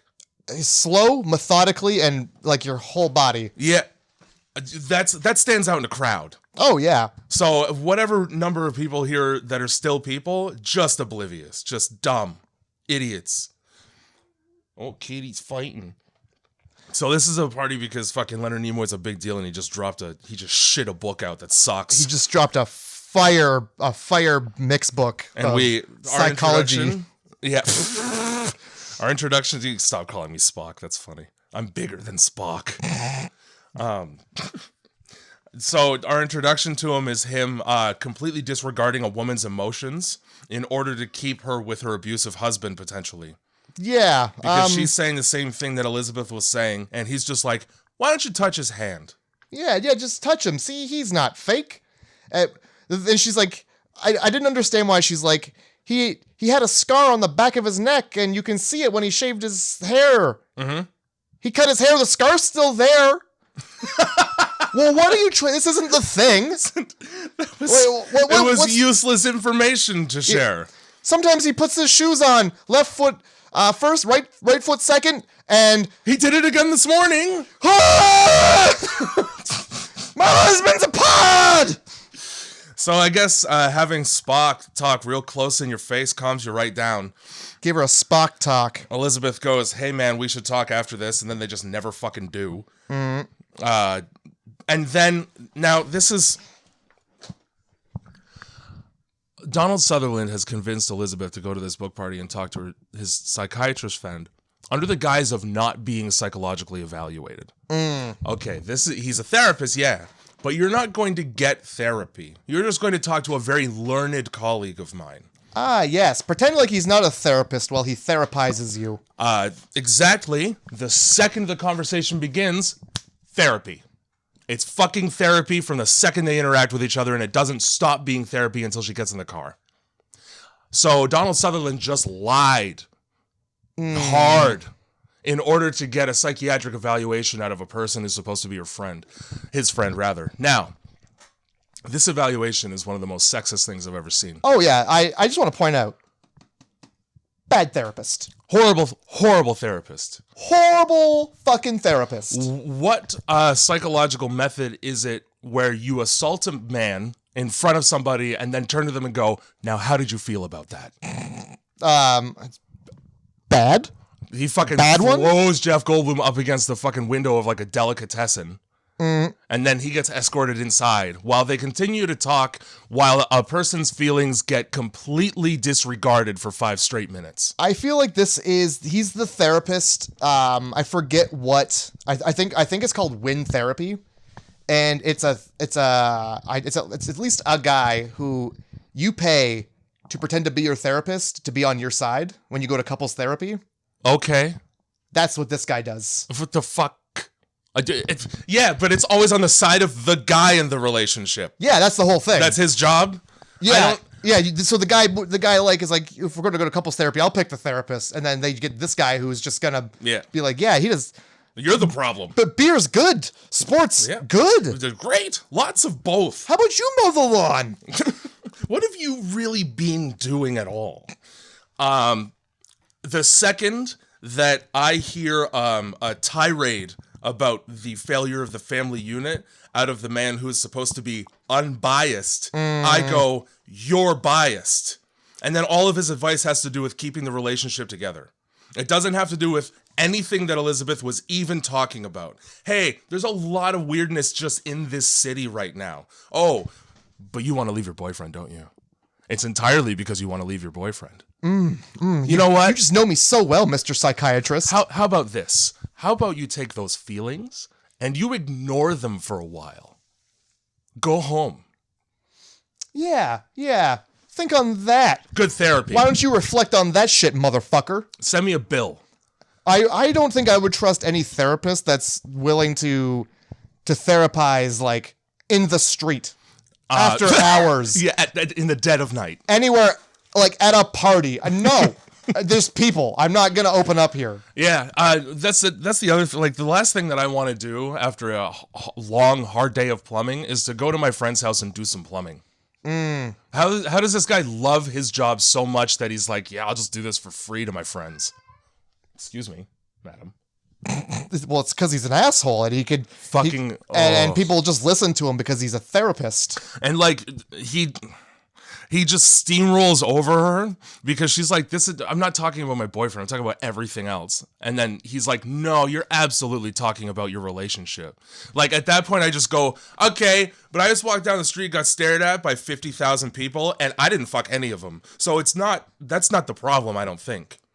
No, yeah, There might be something larger happening. Yeah, no. Remember that thick rain? Remember that, like, 2 days? Remember when we had to wipe the goo off of ourselves that day? Remember slipping and breaking your hip on your stairs, even though it's mid-July? Weird. Donald Sutherland's talking to him and goes, does she have a disease? And he's like, I don't know. I've dealt with this all week. It's been a bunch of people saying this to me. Interesting. So naturally, the conclusion that you would draw is that it's not her problem, but because, women, they're not people. Well, I mean, if Leonard Nimoy is saying it. Mm-hmm. And then he goes, is it contagious? And then Leonard Nimoy's like, all right, clearly you want to fuck her. Like, am I gonna, if I wear a condom though, is that all right? if I put that on there? What if we do it from behind? If I know, like, missionary's the way, but, like, what if we go from behind? Do you think I'll get it from that? Mm-hmm. There's no way. The infection spreads through eye contact. So at some point they tell Jeff Goldblum to go take a hike. Get out of here, Jeff. Just go the fuck home, you piece of shit. Yeah, fuck off, Jeff. Go to that all-night mud bath. Oh my God. You and your wife run, you weirdo. I don't know why the fuck that's open after, like, 6. Yeah, I don't need fat, naked men in my back room after 6 p.m. I don't need to know what's going on under the mud. No. Yeah, after 6 p.m., that mud's... and anybody using that mud has to change the mud afterwards. There's no way you're separating what comes out with the mud. I noticed that Donald Sutherland only drives his official fucking Department of Health car everywhere that he goes. Oh, he's one of those, is he? Yeah, because he's got it at the fucking book party when he takes Elizabeth home. They go home and fucking Jeffrey's just hiding around a corner saying nothing creepy. Yeah. But, like, he probably gets so, like, he's just fucking cruising for tail, and he's like, hey, I have a badge that says that I could check your root cellar for pests. Ugh. Okay. Because what else? How else are you gonna leverage that into puss? You gotta call attention to the giant sheriff's logo on the side of your fucking car. He rolls up and he's like, already. Why is he sniffing? He says something along the lines of just like, I don't smell any rotten meat down there. I better get a closer look. You don't want to get shut down. I brought my temperature gun. Why don't you bend over? Mmm. Let me see inside that meat freezer. Feel the heat coming off of that, why don't you? This seems above room temperature. Uh-oh. We better get this in the fryer before it spoils. Just the worst, like not even a fuck pun. Just saying the worst things that he would say to anyone. Don't leave the cream out. It'll curdle. Ew. Well, isn't there like shit. There's like an acceptable amount of like bad shit in the food, like bug parts? What's that? What's the I think, yeah, once you get into like actual fecal matter, that's an immediate shutdown. But like there's like an acceptable amount of bug parts. There is a percentage because you're going to get that in shipping anyway, regardless. Yeah. But it's just about like fucking washing. Like, I'm sure if there's like a cricket leg, nobody's going to give a shit. I would. Some people would if they knew it was there, but like, chances are you've eaten them. If you Google the grocery store closest to my house, all the reviews are just pictures of bugs that are smushed in the like under the plastic, like you get the styrofoam bottom, plastic over top. Oh my god! Inside with the veggies. Fucking packaging plant is in fucking Uganda. I'm pretty sure they package it right there. That's gross. I don't know. Great. Probably not, but good lord. Yeah, so fucking Jeff Goldblum goes back to his wife and his fucking mud bath spa, which the inside of where the mud baths are looks like a fucking mental hospital treatment center, not the most tranquil atmosphere ever. Everything is like hard lines and dirty white tile. Yeah. And medical curtains. It does seem like the wacky ward. Ugh, dude. I'm walking into that shit. I'm like, where, Mom? I just can't get right in this room.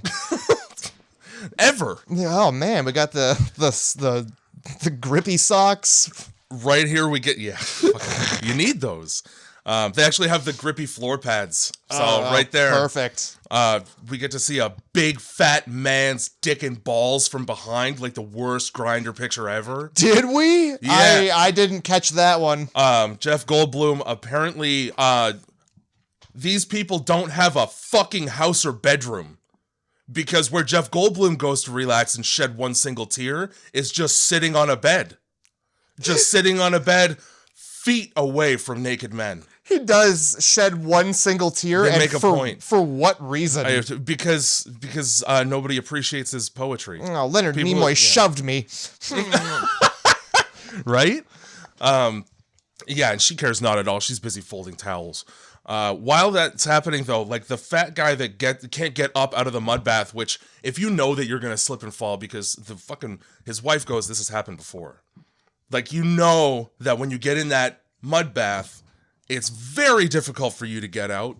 Maybe try a different relaxation method that doesn't involve panic when you get stuck. Yeah, maybe wait for somebody to come help you out of the mud.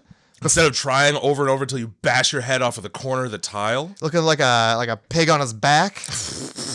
Anyway, when he gets out, he steps over top of the rail, and you just get to see his fucking dangling participle right there. I'm glad I wasn't looking.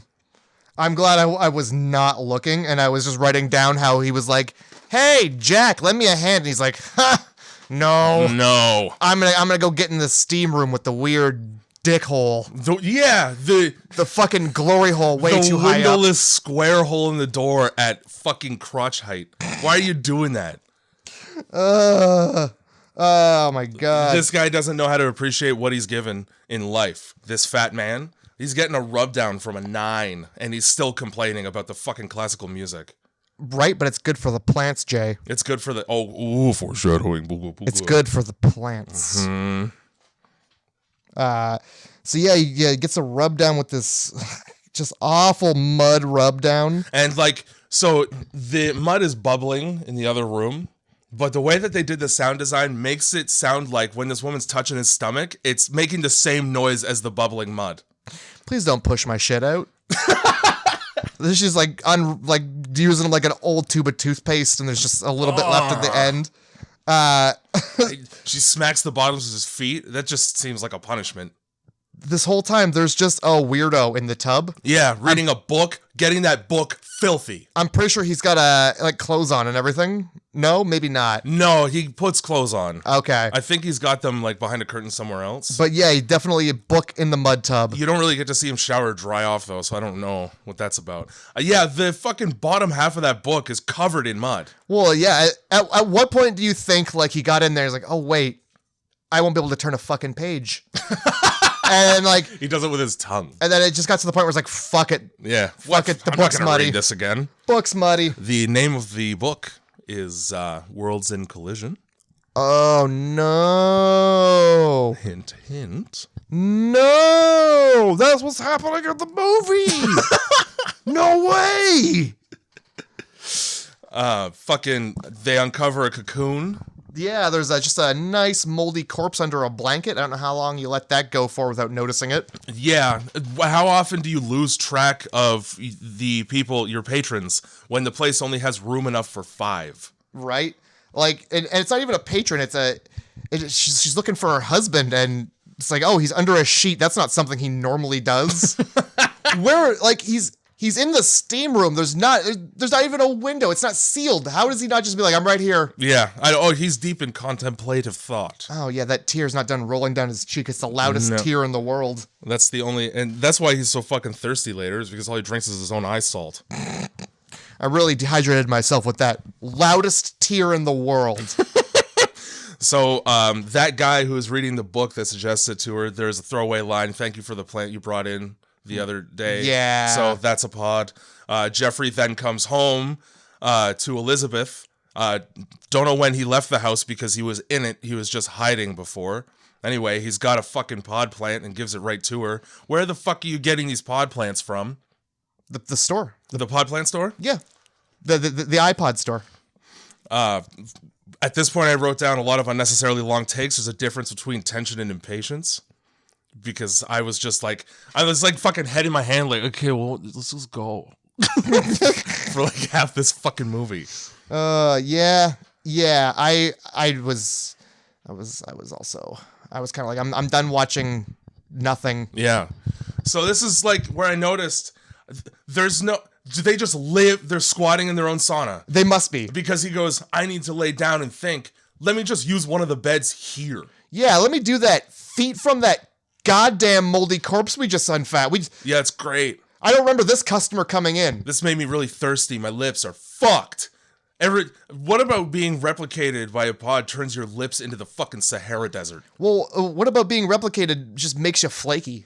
Also, yeah, that. They just flake away. It's like it's not absorbing the moisture out of you because it gives you dandruff. Half the time it's not touching you unless it gets that wispy hair on you. You just gotta be within a decent proximity of a pod in order to get replicated. Yeah, so I don't really know how that works. Yeah, the process as far as we've been told by this film is when you fall asleep and there's a pod nearby, it gonna get you. Yeah, it is. And if you sleep, you're gonna get got. You are.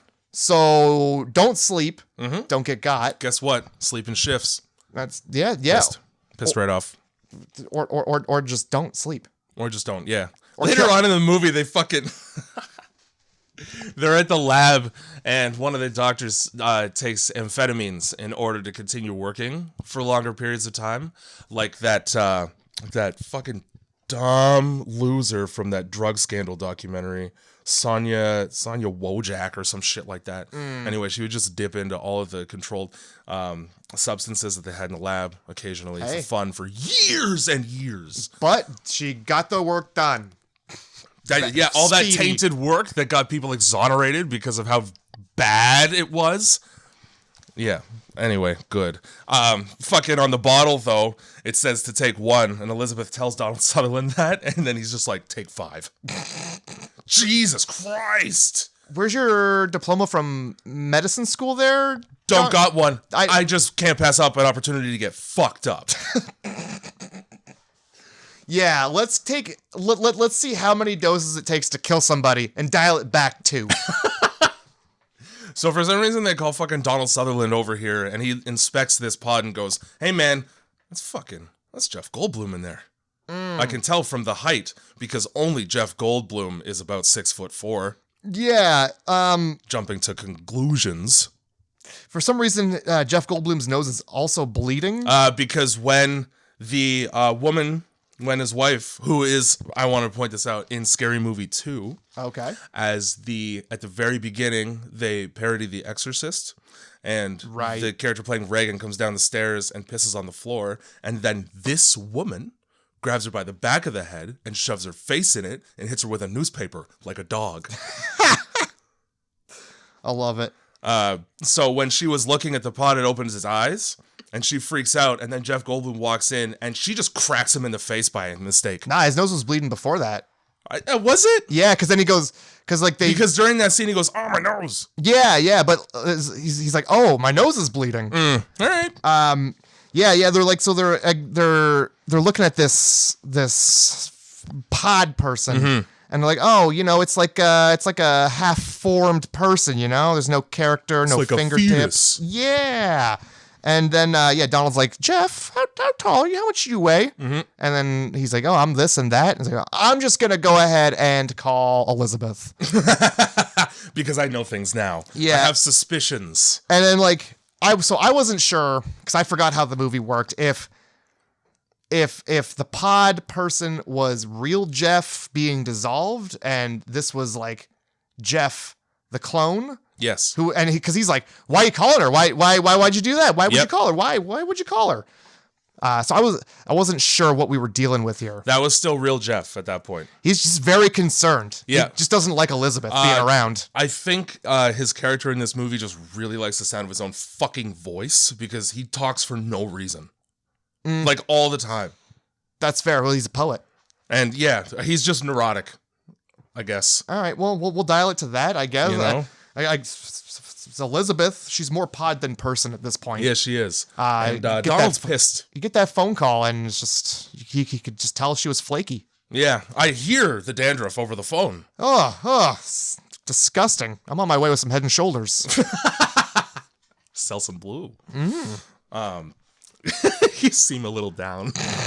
So Jeffrey intercepts that phone call and then leaves the phone off the hook because we're in the 70s when that meant you can't call people. Yeah, you can't make a phone call to a house with the phone off the hook. Murdering was so much easier in the 70s. You really had to choose whether or not you wanted to receive phone calls or hear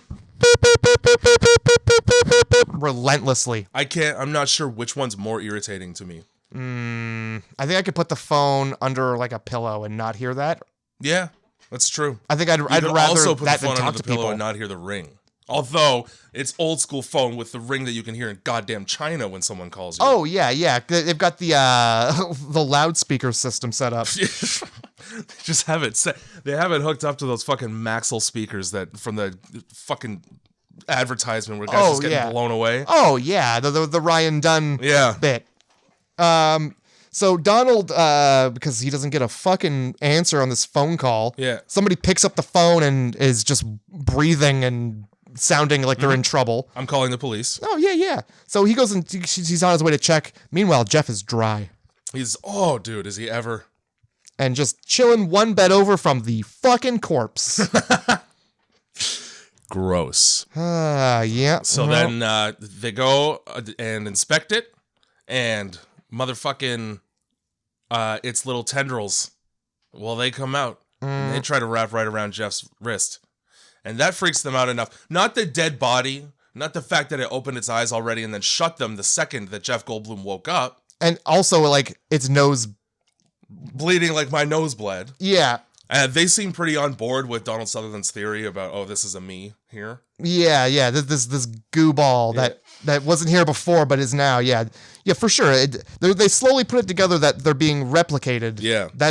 It takes them a long time. Too long. Takes them far too long, but they get there. They stick around in the spa for too long.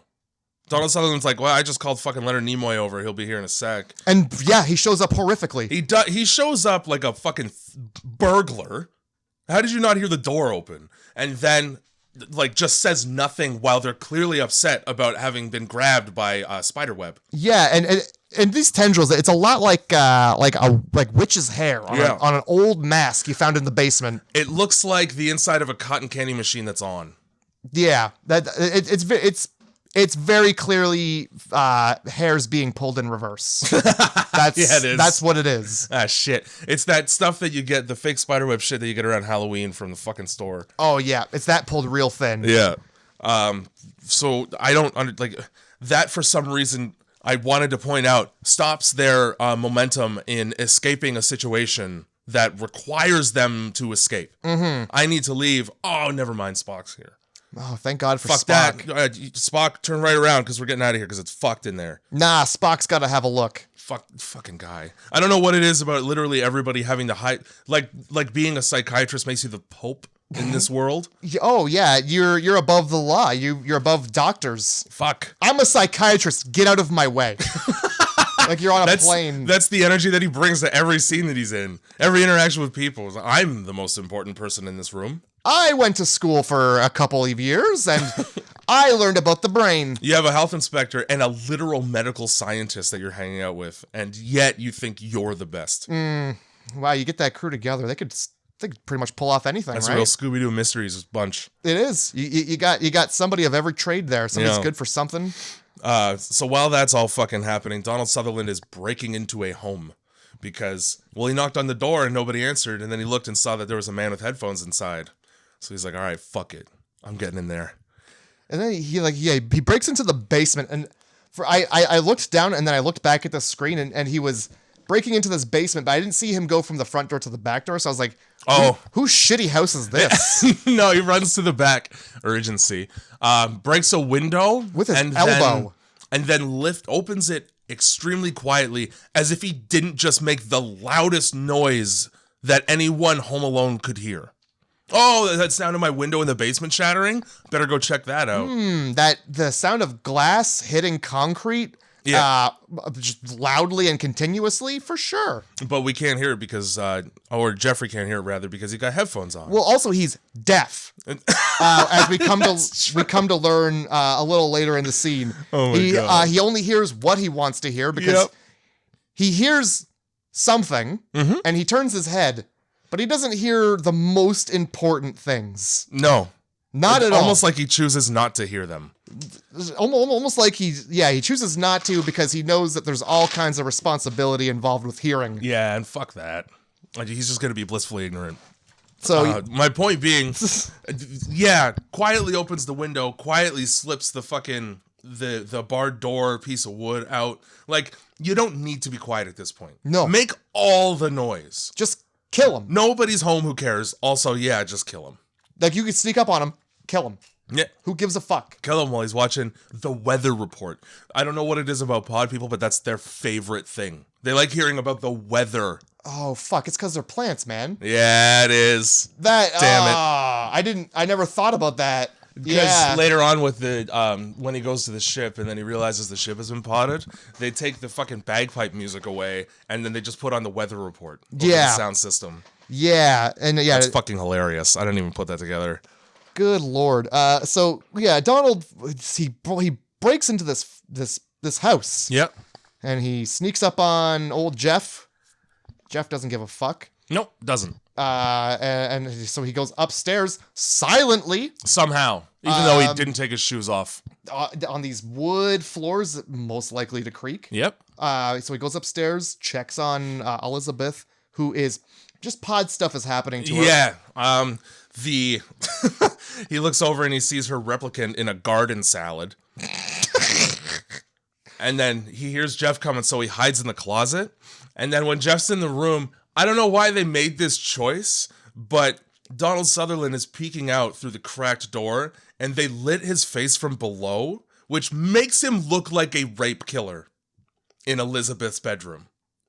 It's the creepiest way to light someone. It's not a friendly light. He's there to heroically save a woman from dying and becoming a clone of herself. Or is he? Exactly. Is he gonna try? I mean, she's pretty asleep. And he clearly is into her. Like, all of the pieces are there to make this movie a completely different movie. Well, they just made they made a mistake. This lady has got like a greenhouse in her bedroom. Yeah. So this is where the pod lady with her goo tits is. Her goo. I forgot. That's when you get to see goo tits at first. Oh, yeah. There's no areolas on those tits yet. They're not fully formed. Yeah, so you get Geoff coming in and just fucking with her eyelids while she's sleeping. That's not a polite thing to do to anybody. Later on, fucking Leonard Nimoy does it to him too, and I don't understand like what it is with. I need to see your eyes when I pod you up. It's got to be some sort of like they're just like it's no way to check to see if anybody's still asleep. Like their eyes are just gonna be there. It's really easy to just shake them. Are you awake? No, good. Yeah, exactly, perfect. Oh, you are. Oh, go back to sleep. Go back to sleep. You're good. So I don't know. I don't know. Maybe you can explain this to me. Sure, I'm listening. How does a grown man with such a mustache pick up a grown woman? Yeah. And carry her throughout the house without making a sound while on the heels of the person they're trying to avoid? When you say on the heels, that is not an exaggeration. I want that to be known. This guy, after checking on her, is like, well, I guess she's fine. She's getting potted, and that's all I want. So cool. And then leaves. And then Donald's like, okay, right now I'm escaping. And he doesn't even wait for Jeffrey to get down the stairs. Yeah. His foot hits the landing at the bottom of the stairs, and Jeffrey's already at the top. And like, I don't care how potted you are. There's no way you're that oblivious to what's going on around you. That close. Yeah, like I don't. His fucking shadow's in the kitchen, just right on the other side of a doorway, and he's like, oh, now's my chance to use the doorway right across the hall. And nothing. And now I run through the whole shit. Down 2 flights of stairs. And then Jeffrey goes back upstairs, presumably to the bedroom where Elizabeth is now missing. And Donald Sutherland still has plenty of time to load a person who's passed out into a car, get in that car, turn it on loudly, and leave. And only then do you hear that awful screech. Yeah.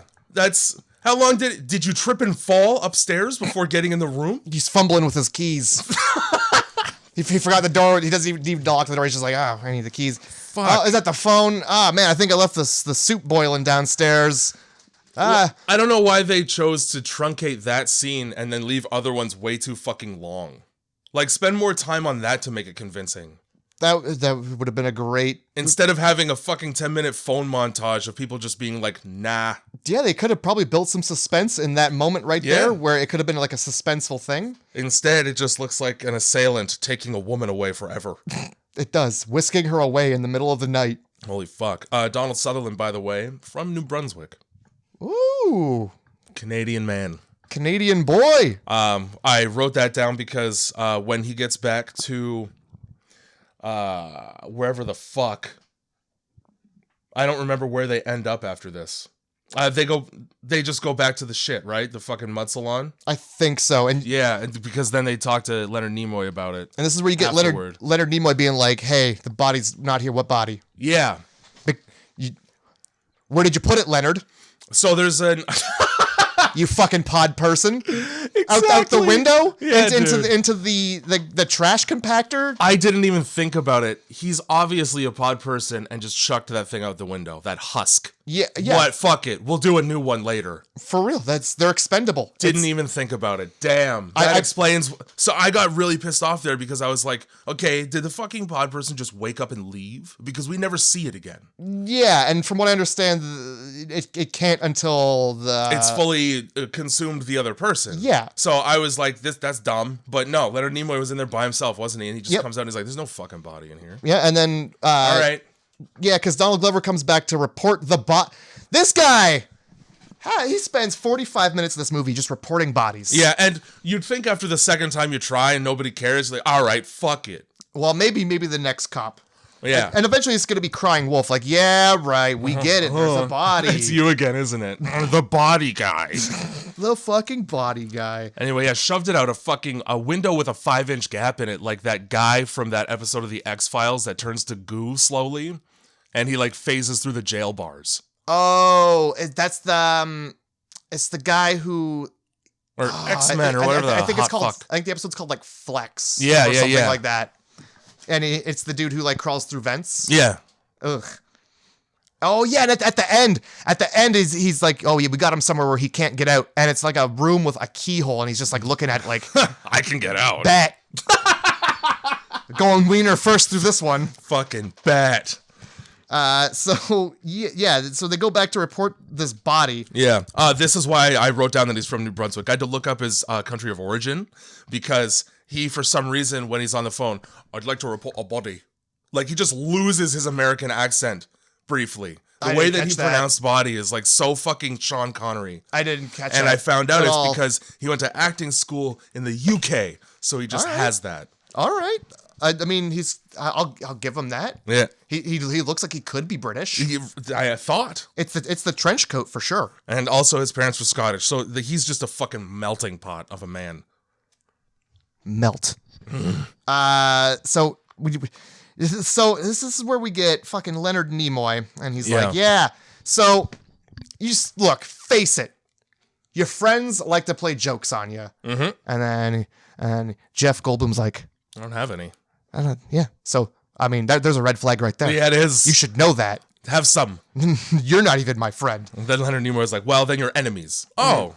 And then, so they You're just going to assume I'm a dick. Yeah. It's Jeff Goldblum. So he walks over to the mud bath, and he's just like, in here. Something's in here. And he just starts rooting around. Just jams his arms right in there. And then while he's doing that, he's like, hey, one time somebody had a heart attack and fucking died in this. Same mud too. Yeah, dude. It just adds nutrients. We let him dissolve completely before we reopened. Oh my God. At this point, Donald Sutherland comes back. We decide we're just gonna go to Don's house because fuck it. Now this scene is the best scene in the movie because it's the worst scene in the movie. This is before they go back to Elizabeth's house. Yeah, with the police, because Jeffrey called the fucking cops or the cops show up and then they take Jeffrey's side anyway because kidnapping a woman is illegal. But thank God Leonard's there to be like, hey, I've got this, police. Yeah, and they're like, cops. Sure, Leonard. Yeah, absolutely. I forgot the psychiatrist was here. Yeah. You could smooth talk this all together. You're good. My wife reads your books. She also reads Twilight. So if Stephanie Meyer's in the room, I'm sucking dick. We prefer Stephanie Meyers to kind of smooth the situation over, Leonard. If you could get her on the phone. Yeah. You guys talk, right? You're all authors? This is San Francisco. We're close enough to Oregon? Is that where Twilight takes place? In Forks, Oregon? In Forks, Oregon. It's a stupid name for a town. It is. Nobody notices how not at all Jeffrey gives a fuck about his wife or girlfriend, whichever it is. Because there's a point where they're talking about, like, the cops talking to him is like, you should probably file a report about an abduction. And Jeffrey just goes, I don't care. That therapist over there, I trust him. Yeah, how the fuck does she know if she's safe? I'm pretty sure the cops are like, yeah, we'll take your word that she's okay. All right, peace. Yeah, see ya. Give me those fucking clothes though. Like, again, not pissed at all. Even in the world where, and this is obviously because he's a pod person, but from the perspective of humans, even in a world where, my girlfriend just left me, you're not upset about that? There's gotta be something underlying here. Basketball. Is there a reason why you're not upset? The playoffs. I forgot. Everybody knows Geoff needs his ball. He needs his B-ball. Fucking needs that giant He needs ball. his B-ball, and then he needs his boobies. Well, he doesn't need those, obviously, because he's just too comfortable in the housecoat to care. So where do you think the pod person went? Because, I mean, this is where I got the idea of like, oh, well, he's clearly moved the body, so why wouldn't Leonard have moved the body too? Yep. So I'm just going to go ahead and assume that he put that fucking pod in like a closet, because it's not like they search the house. Yeah. They just take Elizabeth's clothes and leave. The cops are done. Like, he just stuffed it in like a trunk, probably. I imagine he didn't care too much because he just knew that, like, there's just pod cops, so yeah, like they're not going to cause him any trouble. Yeah, he's going to show them his license to pod, and everything's going to be fine. I got my Class P license right here. Oh, you were going 35 pods in a 25 pod zone. We're going to need more pods. They do need more pods. They start bringing them in on trucks. Oh, my God. I fucking love pods in this movie. It's crazy. And they look like green eggplants, real big green eggplants. I forgot to mention the sound designer, the person who composed the score for this movie, is a jazz musician. Anyway, in typical jazz fashion, half the music in this movie is fucking nonsense. Perfect example, when Donald Sutherland is traipsing around Jeffrey's house to grab Elizabeth, the score just sounds like a cat walking on the left side of a piano. None of it makes any fucking sense as far as like note structure and whoops. I won't lie, I kind of dug Mittens. I liked like the synth horn that they had going. That was kind of neat. There were a couple good parts. That one just stuck out to me because it's like Michael J. Fox trying to play a ballad. Wow. Can you say one polite thing this podcast? Jesus. No. Can't. We're going to have Michael J. Fox on our ass. So now we're at fucking Dawn's house, and this is where we get the worst part of the entire movie, which is just 3 people talking to a brick wall in a nice sweater for fucking 10 minutes. Nobody, like, Leonard Nimoy's like, okay, the most important thing to happen right now is that I understand everything. So let's just do the story over and over. Mm-hmm. And they don't take, like, the first 3 times that they told him about it as signal enough that he's not going to get it. So they're just, yeah, I'll just explain to you everything that happened that I just explained. And then he still is like, nah, you're fucked. Yeah, so, yeah, he's trying to convince them that they're seeing stuff. Is this gaslighting? It is. From a therapist. He's a bad therapist. Oh my God. Because he fucking lights this gas aflame. I wouldn't even keep friends like this. So yeah, it's just, I thought it was pretty funny that Spock couldn't fucking get it. The most logical, reasonable person on Earth. Yeah. And in space. And like all 3 of them are telling the same story. And he's like, so let me get this straight.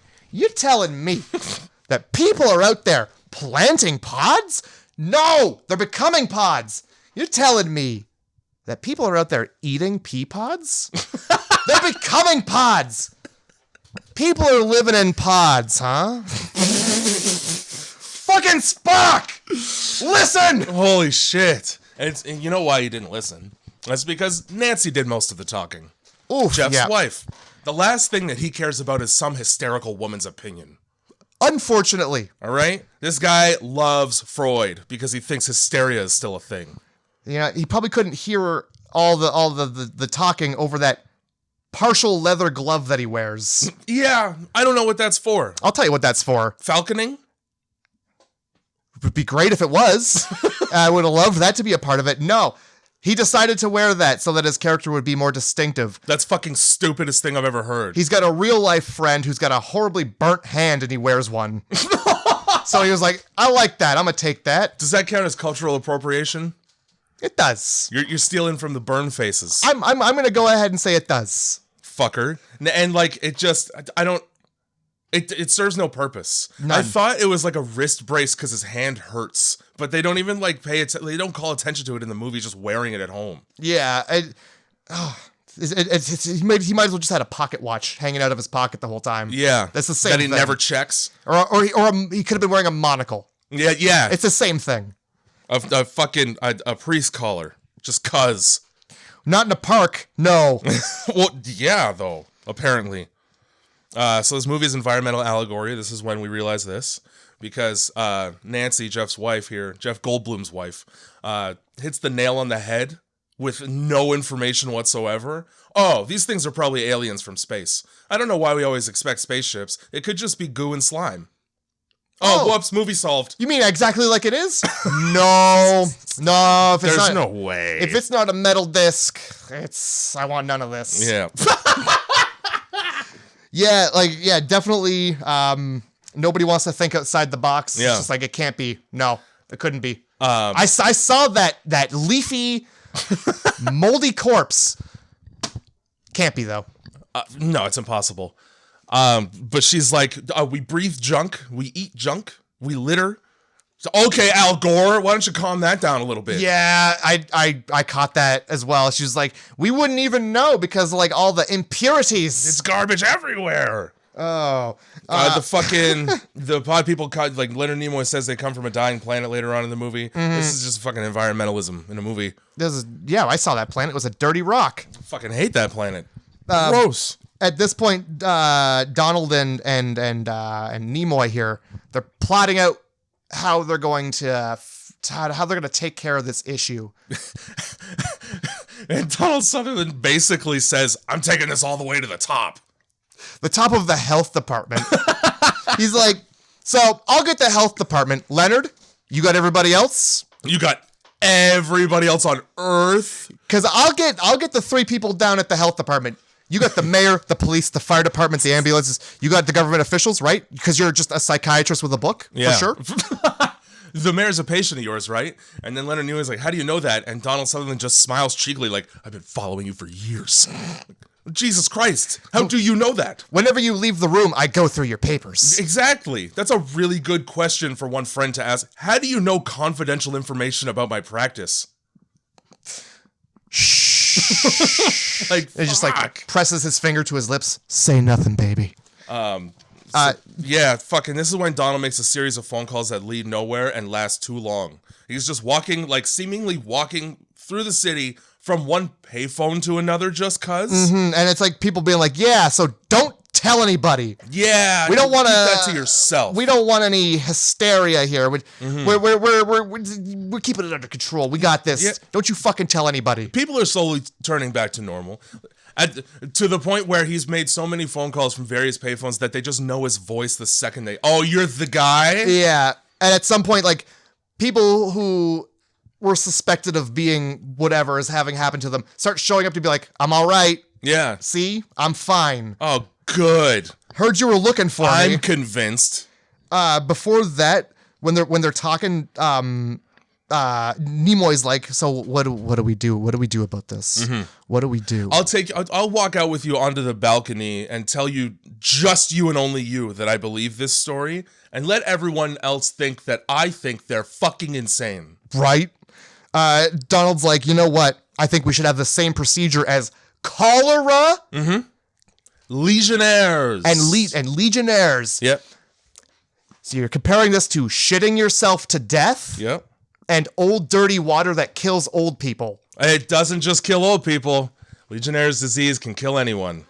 Yeah, I have to know this. It starts with the Legionnaires, and I don't care where it goes from there. They didn't call it Legionnaires and everybody else disease, Jay. Here's the thing. I don't know why they call it Legionnaires. I'll tell you why they call it Legionnaires. Go ahead. Because the first like big reported case happened at a convention for old people. It was a Legionnaires convention, and it was the hotel's air conditioning system. Okay. It's a big problem in plumbing with stagnant and brackish water. For sure. That's why there's rules about how long you're allowed to stay in a pit for. That and radon, because they're the silent killers. You gonna say that and not expect me to laugh? I wanted you to. You didn't. Oh boy. So yeah. Don't worry, guys. Leonard's on the case. Yeah. He's gonna go talk to the mayor, who's then going to get everybody else on board. No questions asked. Yeah. One therapist in San Francisco. Like, in what universe do therapists wield this much power? In no universe. There's no way. Everybody writes a book these days. Nobody gets anything. Before you explained things to me, the game, when does Leonard Nimoy get potted up? I thought it was during this day, because anyone who tries to, he becomes very obsessed with making sure people sleep.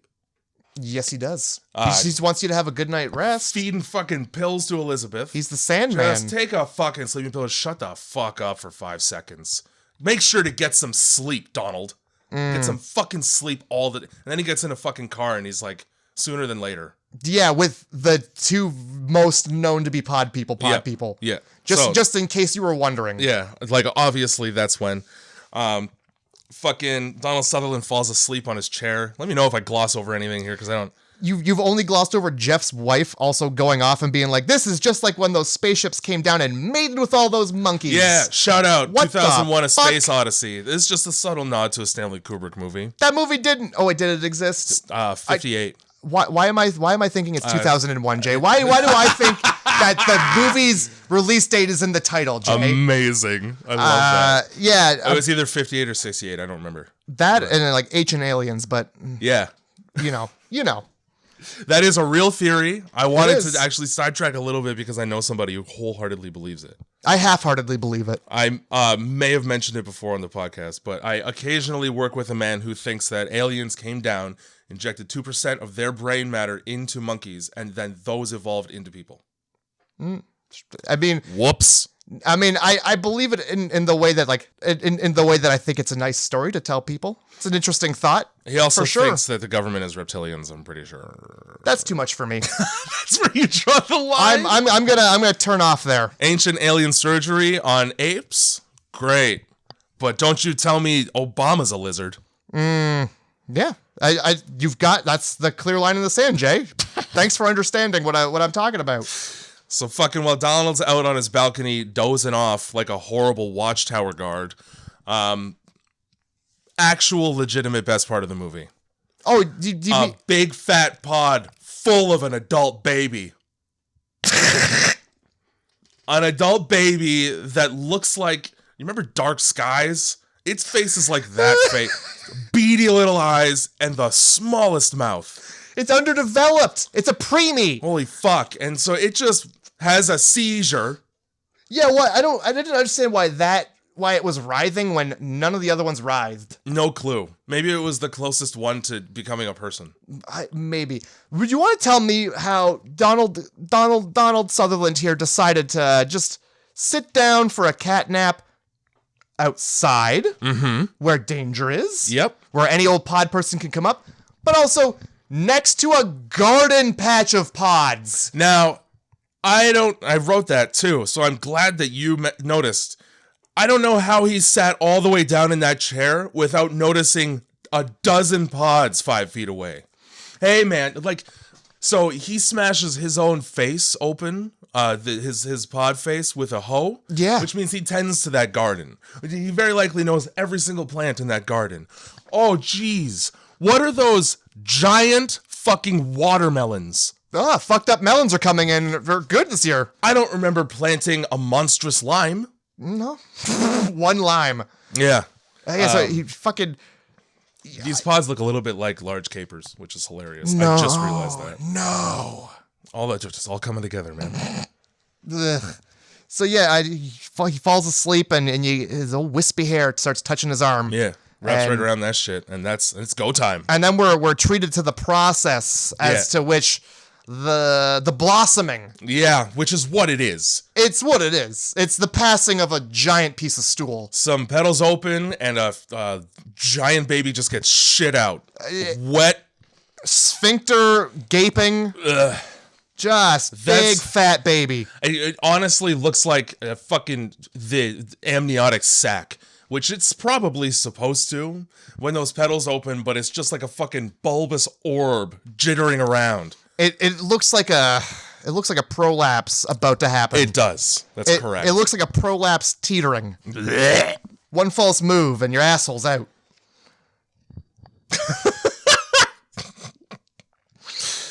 So thank God Nancy's around to wake him up. Yeah. Which she does. And by shouting his name and doing nothing else. Yeah, that's all. Don't go over to him or anything. Don't go over and save his life. Don't even throw a rock. That's enough to work, though. And wake everybody up. So Nancy goes into fucking Elizabeth's room and almost breaks her fucking neck trying to wake her up. Waking somebody up by grabbing them by the shoulders and giving them shaken baby syndrome is not a good look on anyone. Yeah, no. You really don't want your forehead to touch the back of your shoulder blades like that. No, you don't. No, you do not. Imagine waking up in in just a cabbage patch of writhing fetuses. Yeah. What the fuck? That's all. He was ankle deep in people. I would probably just think I was still dreaming. Now, this is when Matthew makes the dumbest decision of any character in this movie. Tries the police again. Oh, there's got a bunch of bodies on my balcony. Oh, whoops. We're on our way, Donald. Yeah. Oh, jeez. You just did the thing that you've been trying to do for literally days, and it hasn't worked at all. And now you've outed yourself as human to the people who you should have clued into as being potties already. All right? Nah. Bad. That'd be too easy. You had a spot where even though they knew where you were, they didn't know where you were. I don't understand, too, because... Like there's Nimoy lets them know where some, the fuck they are. They know exactly where they are. They're somewhere, and they don't get radio signal. And I believe they referred to it as being in the hills. Open that door, and I can see that pyramid shaped building. Like you're almost downtown. You know the building I'm talking about from Mummies. Grand Theft Auto San Andreas. From Mummies Alive. Sure, it's in San Andreas. Good. It's also in Mummies Alive. I forgot all about Mummies Alive, dude. Never forget about Mummies Alive. Damn. Google it. That's all I'm going to say is just Google Mummies Alive if you're listening. The most accurate name for a television show ever. Because it's about mummies that are alive. For fuck's sake. It's like next to Real Monsters. Yeah. Is like just putting hats on hats on hats. So yeah, Donald just smushes the shit out of his pod person. Fucking trucks his replicant's face right in half. Takes 2 hits. He hits it and its dick hits the dirt. Which leads me to believe, like, was he just like underdeveloped, I guess, but like he's almost like developed. He hadn't grown the mustache yet. That's the be all. So once the mustache is grown, that's when the bones harden. Yeah. Because it seemed very much like a plaster cast of a head. That's the other thing too, is it would continue to stay in that form because Donald's awake. So it's just a soft body. I don't know why you wouldn't bother to chop up the other 4 pod people growing. Fucking, he's selfish. Just his own. Just a selfish piece of shit. Leaves the Jeff Goldblum one and the Elizabeth one because her tits look great. And the Nancy one just leaves them. He fucking pauses like he's gonna kill her pod person. And then he's like, oh, she looks so good as a pod person. Just me. I'll be back for this. So, yeah, then we get... Can't feel any emotion, huh? Here comes... I'll just lay there then. Let me do my business. Here we are. don't say that. Super long chase scene where I wrote down nothing. Real long. They come to a fence, and that's like, oh, a fence, dang it. Oh, geez. Dang. 7-foot-high chain link fence. Shoot. My hands and feet don't work at all. Oh, it's like it's made it of places to put my feet to climb over it, but I just can't. So, naturally, in fucking perfect horror movie fashion, let's split up. Oh, as you do. Let's split up let's also talk about the fact that they're being chased by a swarm of pod people, rather. 2 of whom are police on motorcycles. And yet they managed to run that far. Well, they're like those 2 big guys who ride the really slow, tiny motorcycles. In fucking the Michael Jackson movie? Yeah. That's okay, the one. Fine. Those police also shine a flashlight right directly onto their faces as they're hiding. Yes. And then just keep going. Yep. That is what happens. Yep. There's a helicopter with a spotlight trained on them, and somehow they're still hiding. They get behind some stairs and they're just good, you know? Whew, I was worried, the stairs. So yeah, Jeff Goldblum takes off because he's gonna distract the mob. He's the hero of the movie. Nancy's like, fuck safety, I'm going with my dumb boyfriend who cares way too much about pen to paper. Hey, where's Jeff's wife? She left with him. No, she didn't. She did. Nope. It was just him. Yeah, and then she caught up.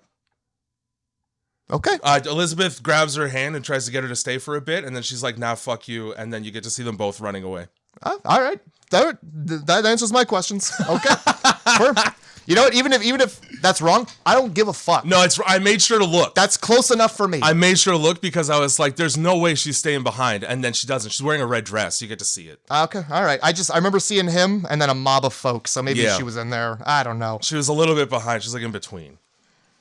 Jeff just trying to call attention to himself by like calling them bastards also. Like, do you really want to... You can't piss them off, so why say anything? Yeah.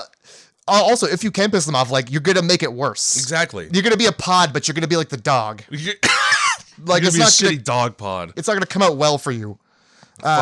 Jesus. So you get this like weird idea where Donald and Elizabeth are just gonna blend in by doing nothing. It doesn't work. No, it doesn't work, and yet somehow it works perfectly later. And then we're right back to a fucking chase scene. Yep, More right running. back in. More run. We're going to the airport. Nah, you're not. You're going to the police checkpoint we've set up for human beings. Yeah. To get them all potted up. They get into a cab, and so they're going to the airport, and the cab driver's like, so I'm taking a couple people down to the airport. Never, ever heard a cabbie reporting on its passenger, ever. Well, they certainly wouldn't be like, it's a type H. Oh, geez, that's what he said. Yeah. I couldn't figure out what the fuck he said. Yeah, he's like, type H, by the way. Mm-hmm. And then the police are like, well, we'll just block this whole tunnel. Here's the thing. The tunnel to the airport. I hear the words type H out of a taxi driver's mouth.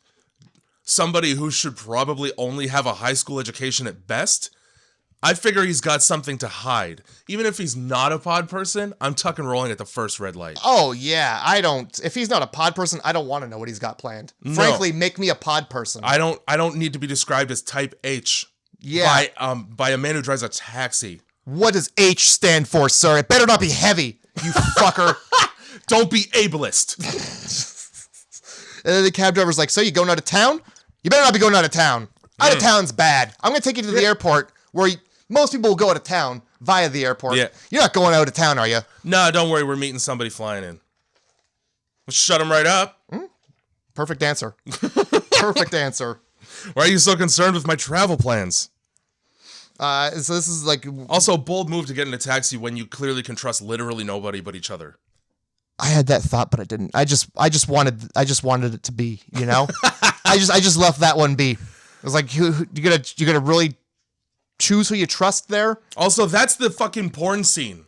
That's when, and this is the other thing too, they're doing the walk and like the slow walk, and then they casually speed up until they're running. Yeah, they're being chased, and then all they do to stop being chased is turn a corner. They go to a seedy part of town, and people are like, That's it though. Like, where did the mob go? They were right behind you on the same sidewalk. No. They just got too close to the porn, and they didn't like it. They made everybody uncomfortable. They're like, I don't want to get seen in that part of town. We'll try again later. I know my boss frequents this. I don't want to have that conversation tomorrow. What a fucking encounter that would be. So they go by, one of those like peep shows, and the guy's like, hey, come. First of all, at this point, they're holding hands. They are. And he's like, hey, get in here, dude. Yeah. It's going to make you feel like a new man. 5 naked women. And grabs him. Like, I don't need somebody who runs a burlesque porn fucking studio to be touching me with his bare hands. Better have some hand sanitizer. I would have just pulled out the fucking health inspector badge. Why didn't he do that? How sanitary is it in there? Sorry, bro. What the fuck? I go, Nobody sees the wizard. But yeah, he says that this strip club's gonna make him feel like a new man. What the fuck does that mean? Well, given the climate, bad. Probably pods in the pods. You'd probably go into a jerk-off pod, and there's a pod. I didn't even think about that. He's just advertising getting potted. I feel like that's why he was like, "Oh, I'm out of here." Yeah. Because then even though he's like, "Hey, get back here!" Yeah, dude. You hear me? Really wants him to come back and get turned into a new man. It was like the most aggressive carnival caller. Like, step right up. We got tits. Where the fuck are you going? I said, step right up. It makes me think of Penn Jillette in Fear and Loathing in Las Vegas. He's like advertising a guess your weight thing, and he just gets right in the camera's fucking face about it. I stopped watching that film about 5 minutes into it. Well, that was a mistake. It's fantastic. It wasn't good in 3D. Fuck it in 3D. I don't give a shit about that. Just watch the movie because it's good.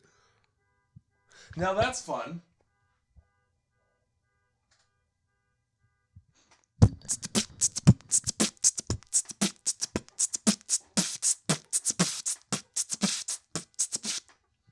That was more impressive than I was expecting it to be. Thanks. I've been working on that. I really hope... Does it look like it's showing up? Yep. Yeah, great. Well, no, let's see. Nah. No? It'll likely be in the audio, but it's not. I'm going to get pissed about that horn. That car horn that's just still going off. You want to just steamroll through that? Or do you want to wait? Yeah, I guess we'll just because like how long until it stops happening? I feel like we're gonna overpower it if we just keep talking. Now I'm just gonna be 100%. I can hear your car. It's not me. Nope. So that's annoying. Yeah, chase scene. Lots. This is half this movie's chase scenes. Yeah, and there's no, like, I don't know if they tried or not. I'm sure that they tried. But there's no tension to it. Not really, no. It's like the Austin... Two people running. It's like the Austin Powers chase scenes at the beginning of each movie, where he's just being chased by ladies. Yeah. Like, that's the same impression I got. Fucking... Shit, I had something that's so fucking distracting. Holy fuck! Do you want to shout something out the window? I don't think it's gonna help. No, it won't. So yeah, they run to the fucking health department there, and then on the way, you're right about how selfish Donald Sutherland is, because they come across Banjo Guy and his dog right next to a pod, and all he does is like kick him once, and that's it. He kicks the pod. They don't even try to wake this poor guy, this hobo and his dog. They don't try to wake him up at all. It's like, hey, wake up. All right, he's fucked. He could have at least smashed the pod. Yeah. Give him a chance. Nah. You're already there. He barely nudges it. Yeah. No, it can't be helped, I guess. I feel like they... How like the homeless people to get themselves in a situation like this. Right? Just sleeping on the street, minding their own business next to pods. Yeah, maybe if they had tried a little harder to get employed. So they're in the government building. They're taking refuge in the building where they work. Earlier in the movie, Elizabeth had brought in the flower to be tested by a pod doctor who is obviously a pod doctor, but she can't sense the complete and utter change in a man's personality. Yeah, and who's usually on meth. And he absolutely will not let her do the test herself. No, which is another red flag, because also he's like complaining about her work ethic anyway. And also he should be on meth. Where's the meth? Yeah, even then he's pretty fucking calm. Oh, it's gone. Thank God. So, the point of going to the health department now is to test the flower. Because for some reason, and this is why I wrote down here that this is the dumbest section of the movie, instead of leaving the city where the horrible things are happening, they want to stop an entire city full of pod people from being pod people. How are you going to do that, number one? You're looking through, like, even if you're studying that pod scientifically, you're not going to find a reversal process. Those people are replicants forever. Yeah, their body crumbles into a husk when it's done. Yep. There's no bringing it back. There isn't. And you don't want to keep these others around. Why would you? In the 2006 version, The Invasion, Nicole Kidman finds a cure that reverses everything and they have no memories. So that they can have fuck that. So that they can have a happy Daniel Craig ending. No! Yep. No, this movie is on a list of movies where evil wins. Yes. That's the whole point. It sure is. That's the ending to the film. That's and the Hollywood way was ends. like, nah, bro. Great, right? Isn't that? I enjoy that fun fact. I hate it. So fucking obviously, because seemingly their presence can be sensed everywhere, they have to hide from a cop. And this is where you get the nice final fucking kiss between the two of them. For the love of God, finally they kiss. They've had their lips inches away from each other several times in this movie. And boy, does it ever take them forever to do it. Yeah, dude. It's like watching sand on the beach. In an hourglass. Fuck. So this is also the part where like they just find the other doctor's meth pills and fucking Donald Sutherland's like, take 5 of them. Oh my God. We might as well. And then fucking Jeff Goldblum shows up. Some time passes. There's like a dripper that fills up with brown liquid. Yeah. And boom, Nimoy and Goldblum. Yeah. Fucking 2 action Potted. cops ready to give you needles. Fully potted right up. You can 100% tell that the syringe of sedative that they give Elizabeth and Donald Sutherland is a fake needle with one of those, the fucking pointy part goes inside the needle. Oh yeah, it's good. Because all it does push in his skin, and then when he's taking it out, he's always got his finger on it so that it doesn't just come away as like a partially exposed needle. Yep. And then the sedative just doesn't fucking work because of all the meth they've taken. Makes sense to me. If anything, they just got leveled out. Yeah, just having the meth and the sleeping pills battle it out in their body. For some reason, despite the fact that a group of pod people showed up, all of them leave the room except for Jeff Goldblum and Leonard Nimoy for the impodening, which was a mistake because it turns out it's real easy to knock out a 60-year-old psychiatrist and then dart a man in the back of the head. Yeah, I mean, Donald Sutherland grabs a dart off the dartboard that's just in the lab. Seems dangerous. Is that what happened? I thought he choked him out. So he wrapped whatever scarf around his neck, and then he plunges a dart right behind his ear. Are you telling me he fucking did that? Yeah. To Jeff Goldblum. He did that, and he doesn't try and kill anybody else. Nope. He just lets these people who are not people continue to not people. But he stabs Jeff Goldblum in the back of the head with a dart. So that they can escape from being potted. He wields an axe. Yes, he does. And he doesn't All he does is cut rope with that shit. And then he throws it away. I thought he had a whole thing where it's like, I don't know. Maybe they're not pod people. I don't want to kill them just in case. I don't want to kill anybody. But he's stabbing people in the... Okay. Yeah. Jeff Goldblum is fucking dead. Okay. To that point, they don't kill Leonard Nimoy even though they should have. They just lock him in a freezer. Oh, yeah. So that he can wake up and scream. So this is what I'm saying. Like, thus ruining their escape. Kill everybody. It's not like you can pass because it doesn't... Eventually, you're going to show some kind of emotion. Eventually, you're going to blink wrong. Oh, for sure like, how deep does that go? So why hide the fact that you're human? Just go on a murder spree. Just spree kill everything that you see. You know what pod people don't have? Guns. No, they don't, unless they're cops. Get them first. I feel like they still want to make you a pod rather than kill you. I was mad about that too because he grabs the dart and then I was like, what the fuck are you going to do against a pod cop with a gun?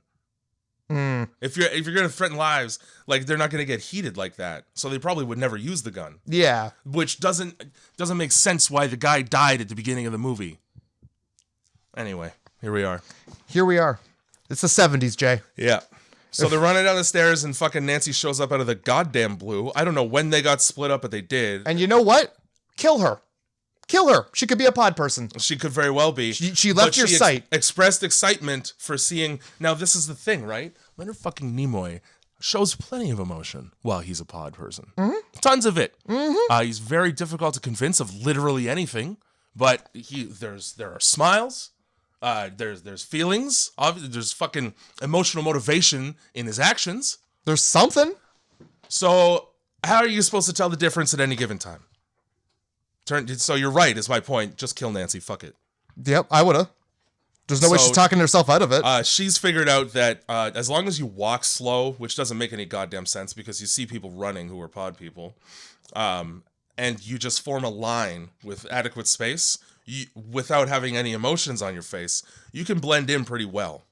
Yeah. So we're going to go over to the truck where they're disseminating pods until a little hitch in the plan. Yeah, it's pretty hard to show emotion when a dog rolls up with a person's face. Don't know what about being turned into a pod puts a human face that's been skinned on a dog. I think that one, so the dude was like sleeping right next to his dog and the pod was like, fuck it. It's did both? Yeah. I feel like that's... Okay. That would be what I would want to have happened because... Ugh! Yeah. Ugh! Elizabeth reacts in exactly the way I would if I ever saw that in real life, which is... Ah! Yeah, you fucking showed me that licking its lips. Oh. It puts its tongue right through that mouth hole, dude. It sure the does. The eyes don't even line up. That's a mistake. Doggone it. We should euthanize that person dog. All right? I put it right out of its misery. The aliens even. Oh, we tried, but we shouldn't have done that. Right in this point, the old lady behind them goes to do the screech thing, and Donald Sutherland just knocks her right in the fucking face. He decks her so hard. Oh, he shuts her up for good. You know she's not getting up. There's no life alert bracelet for a fucking sock in the chops like that. No. So more running. Yep, tons of it. And then they're saved by a slow-moving truck with the back door open, thankfully. Nobody saw them get into that. Yeah. I don't know if we mentioned this, by the way, but at some point they decided to everybody line up and get a pod and distribute the pods throughout cities. Yeah. There's a part where, and I read this on the trivia page, and I thought it was interesting anyway. There's a part where there's a guy with a megaphone explaining what cities to take the pods to, and he uses the word please twice. Right. You wouldn't need to. These people don't have feelings. There's no need to be polite. He also is like, hey, if you have any questions, feel free to ask. I feel like that's a trap. Yeah, you wouldn't have any fucking questions. Nope. No, you wouldn't. Feel free to come directly into this room and ask questions. I'm not going to pod you. I have the answer. It's the same answer for every question. Go to sleep. Yeah. Go to sleep next to this big green beanbag. Go to sleep on the beanbag. It looks comfy. They end up at the pod factory. Yeah. That's where that truck is going. The pod went right to the pod factory. This pod factory looks like a fucking marijuana grow up. It really does. Let's be honest about that. Although, like, the grow lights, just light bulbs. Yeah, just lights. Though. Just light bulbs. Yeah. You're not going to get very, very high yield. This is the first try. They just legalized. Yeah, they just legalized pods. They're trying their best. Mm-hmm. Yeah, you want those dank pods, but it's trial and error. Yeah, you need to have the right nutrients, the right light. And I mean, to their credit, those are some pretty fat nugs. The biggest ones I've ever seen. You need both hands to carry them. Very dense, very dense nugs. Tons of flour in there too. That's good. Little pod. They realize that, okay, our plan is now to destroy the pod factory. As if it's the only one. There's going to be 50 million of them. They're going to be everywhere. We're trying to colonize the planet. No, this is Pod Central. This is the central hub San of Francisco pod. is where pods have become centralized. You chose San Francisco. No, not somewhere in the center of a country. Nah. With the largest concentration of people. You didn't choose India, China, or Hong Kong. No, they chose where they make rice-a-roni. Fuck yeah, rice-a-roni. That's their motivation. Their planet was dying and they were out of rice-a-roni. We need a side dish that we could microwave and is also rice. That's fucking gross. I'll tell you right now to your face. Oh, it's the same as Ben's. Then why is it called rice-a-roni like there's pasta in it? Maybe there might have been pasta. I don't know, Jay. It's a gross combination. They don't fucking make it anymore. So fucking, they hide in a bush because Elizabeth, despite having been running in heels this entire movie, is thwarted by a ladder. Yeah, one wrong step off that ladder and boom, ankle just fucked to shit. Yeah, she lands perfectly fine on both feet and somehow her ankle breaks. Great. Don't worry, Donald Sutherland's gotcha. Picks her up, takes like 3 steps into a bush and just drops her. Yeah, fuck this. Fucking get in there. You useless bitch now. Get in there I'm not going to carry you to reeds. safety at all. Oh, look, there's a boat. It's playing music. I'm going to go leave you here and check that out. And then be surprised when I come back and you're full pod. Yeah. So this big old boat is just playing bagpipe music, eh? Yep. That's what this entire boat decided. It is. Not silence. They were like, blare the bagpipes. We're going to shore. I took that as they chose that in lieu of a foghorn. I was confused about it because, music. So we've established that they don't feel emotion, so they wouldn't have any need for music. They just consume information and that's it. So the music signals that there are human beings on the ship. And it took all of the 30 seconds for Donald to run over there to see pods being loaded onto the ship for everybody on the boat to get podded. That's how short of a time it took. Maybe because what other fucking reason would they have to play music? Well, see, you raise a good point, but also, like, aren't any of these people just gonna be like, "What's this? What are we loading up here?" It's not even in a shipping container. No, it's a pallet of pods. In a net. Like, normally you have an idea of what's coming aboard. Yeah, there's an itinerary. Somebody with a clipboard has to check things off. And there's like, okay, pods? Okay, check. We got the pods. Yeah, that wasn't on my list 30 seconds ago. I assumed he assumed that, I mean, yeah, there were already pod people, but yeah, why were they playing the music then? Yeah, there's no need. There's no fucking need. They must have been people, and they got podded fucking at lightning speed. It's just a group nap. Before they even drop the stairs, pod. Hey, well, before we go to shore, everybody get a beanbag. We're taking a sleep. Your 30-minute power before we start unloading these crates. So they don't hop the ship. He comes back, and there's Elizabeth, flaky as all get out. Once again, wake up. Oh, you're dead. That's about as much care as he put into waking her up. You know, earlier in the movie, when she was very potted, he picked her up and put her in a car and took her away. This time, though, fuck that. Yeah, he just what lets is she gonna do? Get up and walk? Just lets her crumble. Yeah, just lets it happen, and then he's upset when it happens. He is, but he put no effort into stopping it. No, not. He just goes, "I love you," into her dying face.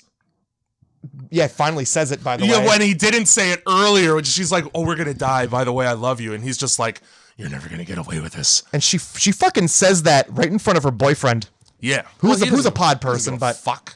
Oh, and at that moment too, Leonard Nimoy's like, "Hey, don't worry about becoming a pod person because you're gonna wake up in a world with no fear and anxiety." Hell yeah! All right. You know what else though? No love, and you can't nut. Oh, there's no nutting because no lust either. There's no anxiety nuts. No, yeah. Also that. I mean, you know, you take the good with the bad, really. The fact of the matter is, it's a great solution to a lot of things, because when you get potted, you're not gonna miss. You get to keep your memories, but obviously nobody gives a shit about the emotional or the sentimental aspect of those memories. They're just facts that you have in your brain, so you don't get to feel one way or the other about being potted. You just are. Doesn't seem like a bad way to go. Their main drive is survival. I didn't want to get too heady with that concept, but I don't have that. My motivations are elsewhere. I don't really care if I'm alive or not.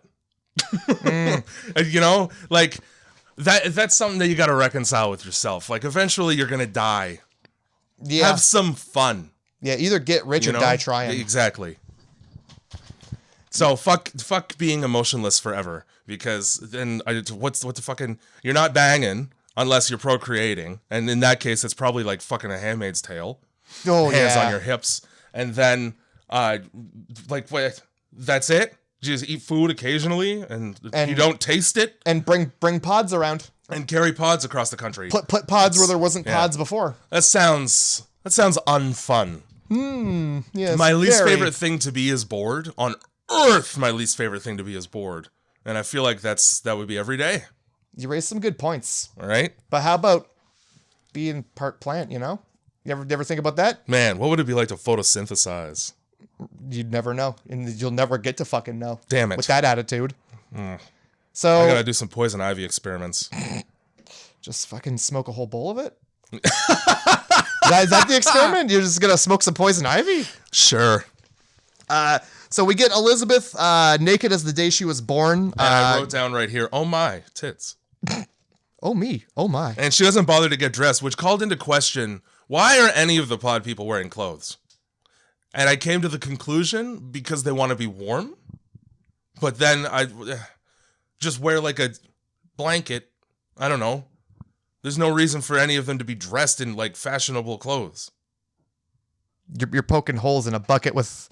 Why is Elizabeth just naked? Like, then they don't care about the fact that they're naked. Well...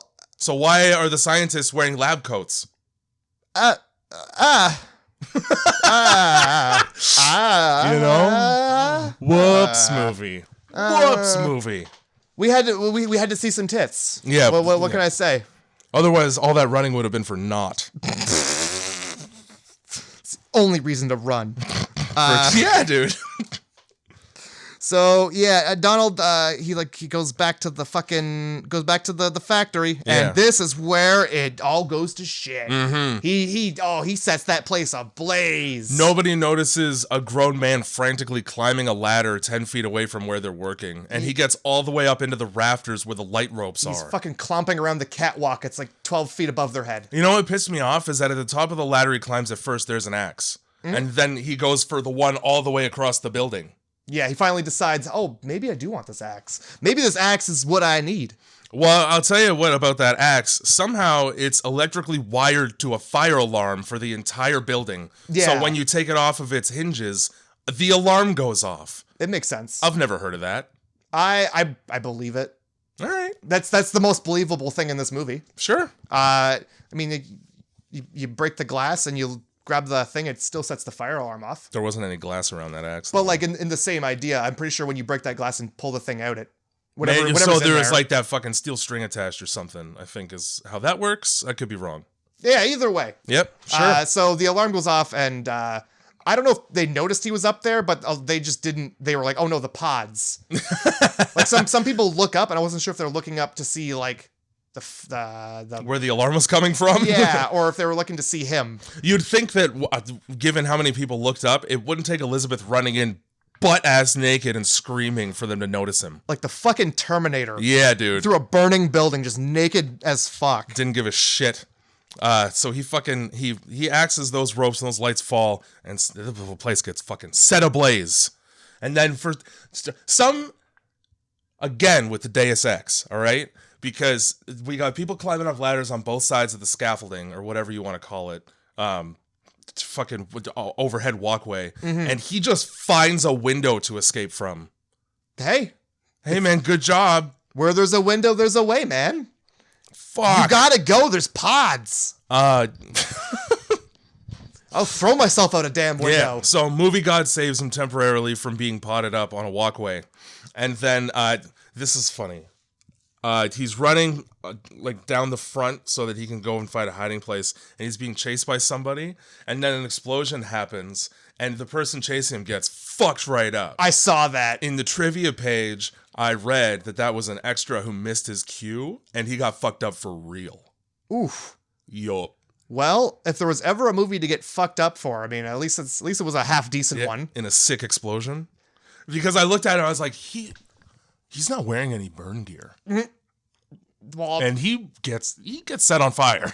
Imagine they didn't use that clip. Oh, I'd be so pissed. Dude, you'd have to use it for posterity's sake. I also read in the trivia page that Donald Sutherland got hit by a car while they were doing the chase scenes. And then the driver was like, "Oh no, not you," to him. Yeah, whoops, I meant to hit the girl.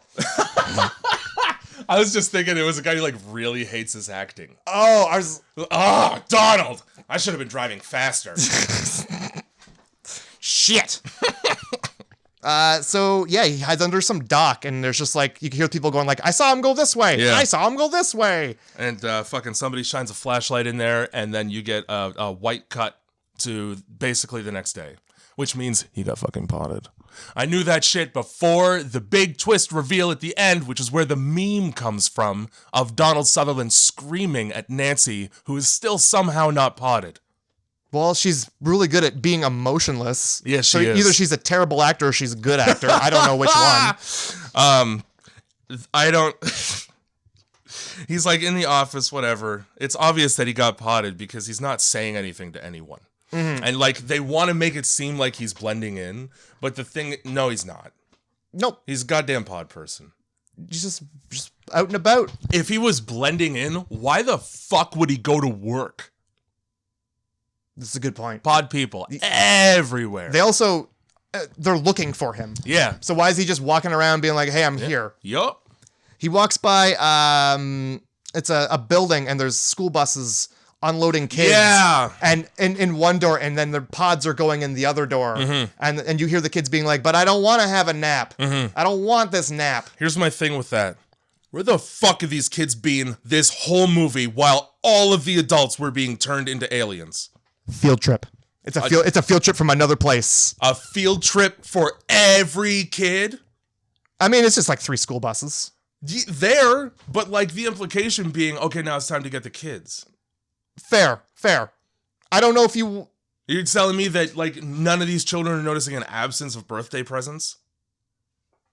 Mom doesn't really kiss me on the cheek when I go to sleep anymore.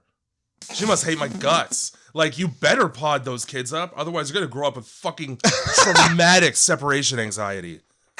Yeah, honestly. For their health, you better pod them up. You're doing them a service. For their mental health, just make them a soulless pod. A fucking husk of a person. So yeah, the end of the film is Donald Sutherland just walking up some steps. Well, he's walking to like the it's not the Washington Monument, but it looks like it. It's the Booby Building. I can't remember what the fuck. I don't know. I don't think it's the one. I think it's a building that looks like that because they're still in The San Francisco. Capitol, I think it's called, or whatever. They're Either still way, in San Francisco. I want to say that they were trying to imply that, okay, he's blending, and now he's going to like hire up politicians or something to try and unearth it. But then that's not the case because Nancy shows up and he fucking right at her. Oh my God, that's my. And honestly, the movie has the greatest ending shot ever, which is just a slow zoom into a grown man's open mouth. And you think it's mustache, but no, it's mouth. It's mouth. And at the last minute, it goes down into mouth. Cut to black, end credits over dead silence. It's my favorite ending to a film. Holy shit. I love the also, sound. fucking Nancy just stands there being like, no! Like, why? What else? Are you gonna run? I bet you these people are more athletic than you are. Yeah. They're pods. They are. They don't get tired. Tired is a feeling. Well, that's the film. I love dude. it. The ending, best ending, good scream. Mm-hmm. Makes you a real good twist there at the end. Sure. It's just good. It's just good stuff. I could not reconcile its length and tedium. Okay. So I gave it a 5 out of 10. Ah. I wish there was more dirty fetus pod shaking around. Mm-hmm. The good parts of the movie, I felt like, for the most part, were too short. And the parts that you could skip over were the fucking longest parts of the movie. Yeah. You know? Yeah. Oh, all right. Now, you don't gotta augment your score Fine. just because of that. I'm not going to. Good. 7.5. Okay. Loved it. Right on. Sure. Real long. Mm-hmm. Not the greatest acting from pretty much anyone who's not Donald Sutherland. Mm-hmm. But I'll tell you, likely better than the remake. 100%. I just told you the ending. Yeah. And also, Also, in the remake, I want you to know that they have the same scene where they draw a blanket back and there's a cocoon underneath it. 100% CGI. Oh. Mm-hmm. Let's not watch that one. It sucks. We're not gonna watch that one. And it sucks dick and ass. That one's on the ban list. Yeah, it's 7.5. Liked it. Love all aliens. Anytime aliens are involved, it's sure. Cool. Anytime when they're not traditional aliens, even better. Don't really care about Star Wars looking guys, goopy goppy people can fuck off. Mm-hmm. I like the gray aliens. Those are cool. Sure. But when it's like a different concept, I'm in. It's interesting shit. Don't make it humanoid. All right? Because like the grays are the closest that you should get to like a person looking thing. Yes. Because it's shit from another planet. It's not going to have eyes in its head. It might. It might, but it also very well might not. Mm. You know? The eyes might be like in the ass and also it's got 5 of them. Hey. And anything is possible. Yeah, in space. But gray aliens are creepy as shit. They are. They've absolutely because of pareidolia, which just this year got added to the dictionary. Oh. And go on. That is where it's not because of pareidolia, it's because of the uncanny valley. But pareidolia is when you see something and you recognize face shapes in it. Yeah, like wood grain. This shit's been a concept for fucking ever. Yes. And they just added the word. They added that word the same year that they added the word yeet. Webster. I think it's Merriam. Oh, that's not a fucking dictionary. That's a fucking newspaper. I think Merriam is the culprit. I think Merriam's the motherfucker. Oh, Merriam. And Webster, it's like Hanna-Barbera, where they have one guy's fucking nuts, and the other one, it's his job to rein him in. Miriam just lets any old fucking word in. Any old Tom Dicker word. And then it's got to go through Webster before we approve it. And Webster's just there with the fucking, he's pushing his glasses up and his brow is furrowed. He's like, really? Now explain to me how yeet belongs in here. Well, when you throw something in the trash can, you got to have something to yell. When you... And then he hops on a surfboard despite there being no water and rides away. Because the man is not based in reality. Fucking Miriam. So what the fuck you got for me on this list here, Matthew? All right. This one was good. This is good easy one. Yeah. You supplied me with plenty of themes. I would hope. So for themes. Let's go. We got aliens taking folks. Okay. That's every alien movie ever. Aliens Taking Folks is what that is. Don't worry. I already know what movie it is. You might. You might know. Mob's Gone Wild. I might know what movie that is. I mean, you might not. I threw a movie in there that doesn't. It's iffy, but it's not iffy at the same time. Okay. Something coming from the sky that changes people. Okay. That's it? That's the 3. All right. So for Mob Goes Wild, I'm tempted to say Dawn of the Dead, the Zack Snyder one. I got it, didn't I? I fucking sure did. For Aliens Taking People, it's The Fourth Kind. Oh, you fucking... So I'm going to go with the 3rd because I can't guess it. Well, I hope you're excited to watch The Crazies. Fuck yeah, I am. Hell yeah. All right. Yeah. That's the reaction I was hoping for. That movie's great. You guessed all the other ones. I also want you to know the movie fucking is so stupid. So I'm happy. I think I started watching it when it first came out, and then I don't think I finished, or I watched it at your place. A lot of dumb things in them. Where when we watched horror movies, chances are we were fucking loaded. Well, to be honest. And nobody shut the fuck up. I was the only one trying to actually watch the movie. Yep. I was invited over to watch, and people just want to shut the fucking talking about people I've never met. Yep. Who'd you go to high school with? I don't know! I used to have a couple friends who considered the movie worth watching background noise and would talk over it. I am well aware. Terrible people. I fostered a very social environment in my dirty, dark basement with the lights that were barely bright. And I wouldn't change anything. Because you know what I got to do? Like, everybody would go home and I would just get to watch the movie eventually by myself. Well, that's not fair. That's what I want. You picked 3 straight up bangers this week, did. and I want to commend you verbally for that. I had to do it. You did a great job. I've been bringing slop to the table. It was time for a rotisserie. Damn. That was a tough one for me, given that the 2 movies that I knew I wanted to also watch real bad. We're going to get to The Fourth Kind fucking eventually, because I want to see them damn owls, and then I want to see... The owls are not what they seem. I want to see the dad from Modern Family fucking on a boat. That's what I want. Not only on a boat, right there in the store, so that he can watch the security cameras of him fucking. That's right, he does. Oh my God. I forgot about that. Interesting plot holes in that movie, too. Also, Zack Snyder, that's your best work, and almost everything else you've done has been dog shit. I'll give you The Watchmen and Dawn of the Dead, which is not your story, but you did a good job. You hear that? Zach? You hear that? You wanna come on the podcast and refute that shit? Do better. You can email us at grindhousemovieclub@gmail.com. You sure can. I want to hear your thoughts, Zach. What do you got planned next? Another movie where Emily Browning sucks? Ooh, fucking take that, Snide. Also, since I'm shouting out directors, I just want to send Guillermo del Toro a piece of advice. Nobody gives a fuck about stop motion Pinocchio. Nobody cares about that for a second. Make another Mama. I'd be all right with a Pan's Labyrinth. Sure, as long as Doug Jones is there. You put Doug Jones in a film. I don't care what it is. All right. I'm gonna watch it. Yeah. What was he in? I take that. Oh, he played an unsavory character in Sons of Anarchy. Okay. He's a bad man? I'm pretty sure he held somebody down.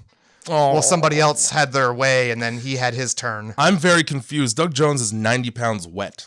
How is that convincing at all? Shh. It's Sons of Anarchy, baby. I could smack him and make him do a backflip. It's Sons of Anarchy, baby. They made what's his face look like a tough guy? From Hellboy. What's his name? Ron Perlman. Yeah, they made that old man look. He's fucked. Ron Perlman's intense. He's old. That guy, he was on Mark Maron's podcast, and he said that he had to stop smoking cigars because he had begun inhaling them. That's a level that I'll never be on. I feel like you do that and you get asthma right away, like forever. That's some Arnold Schwarzenegger level shit. Yeah. Well, that's the podcast. Yeah, dude. Wow, oh my God. Now, this one had a lot of interruptions, so it's not going to be as long as that. Whew. I just wiped sweat off my brow. All right, well, that's the podcast. We'll see you next week for The Crazies. Yeah. Timothy Oliphant. So close to elephant, dude. You really want to say Timothy Elephant. I'm gonna say it anyway.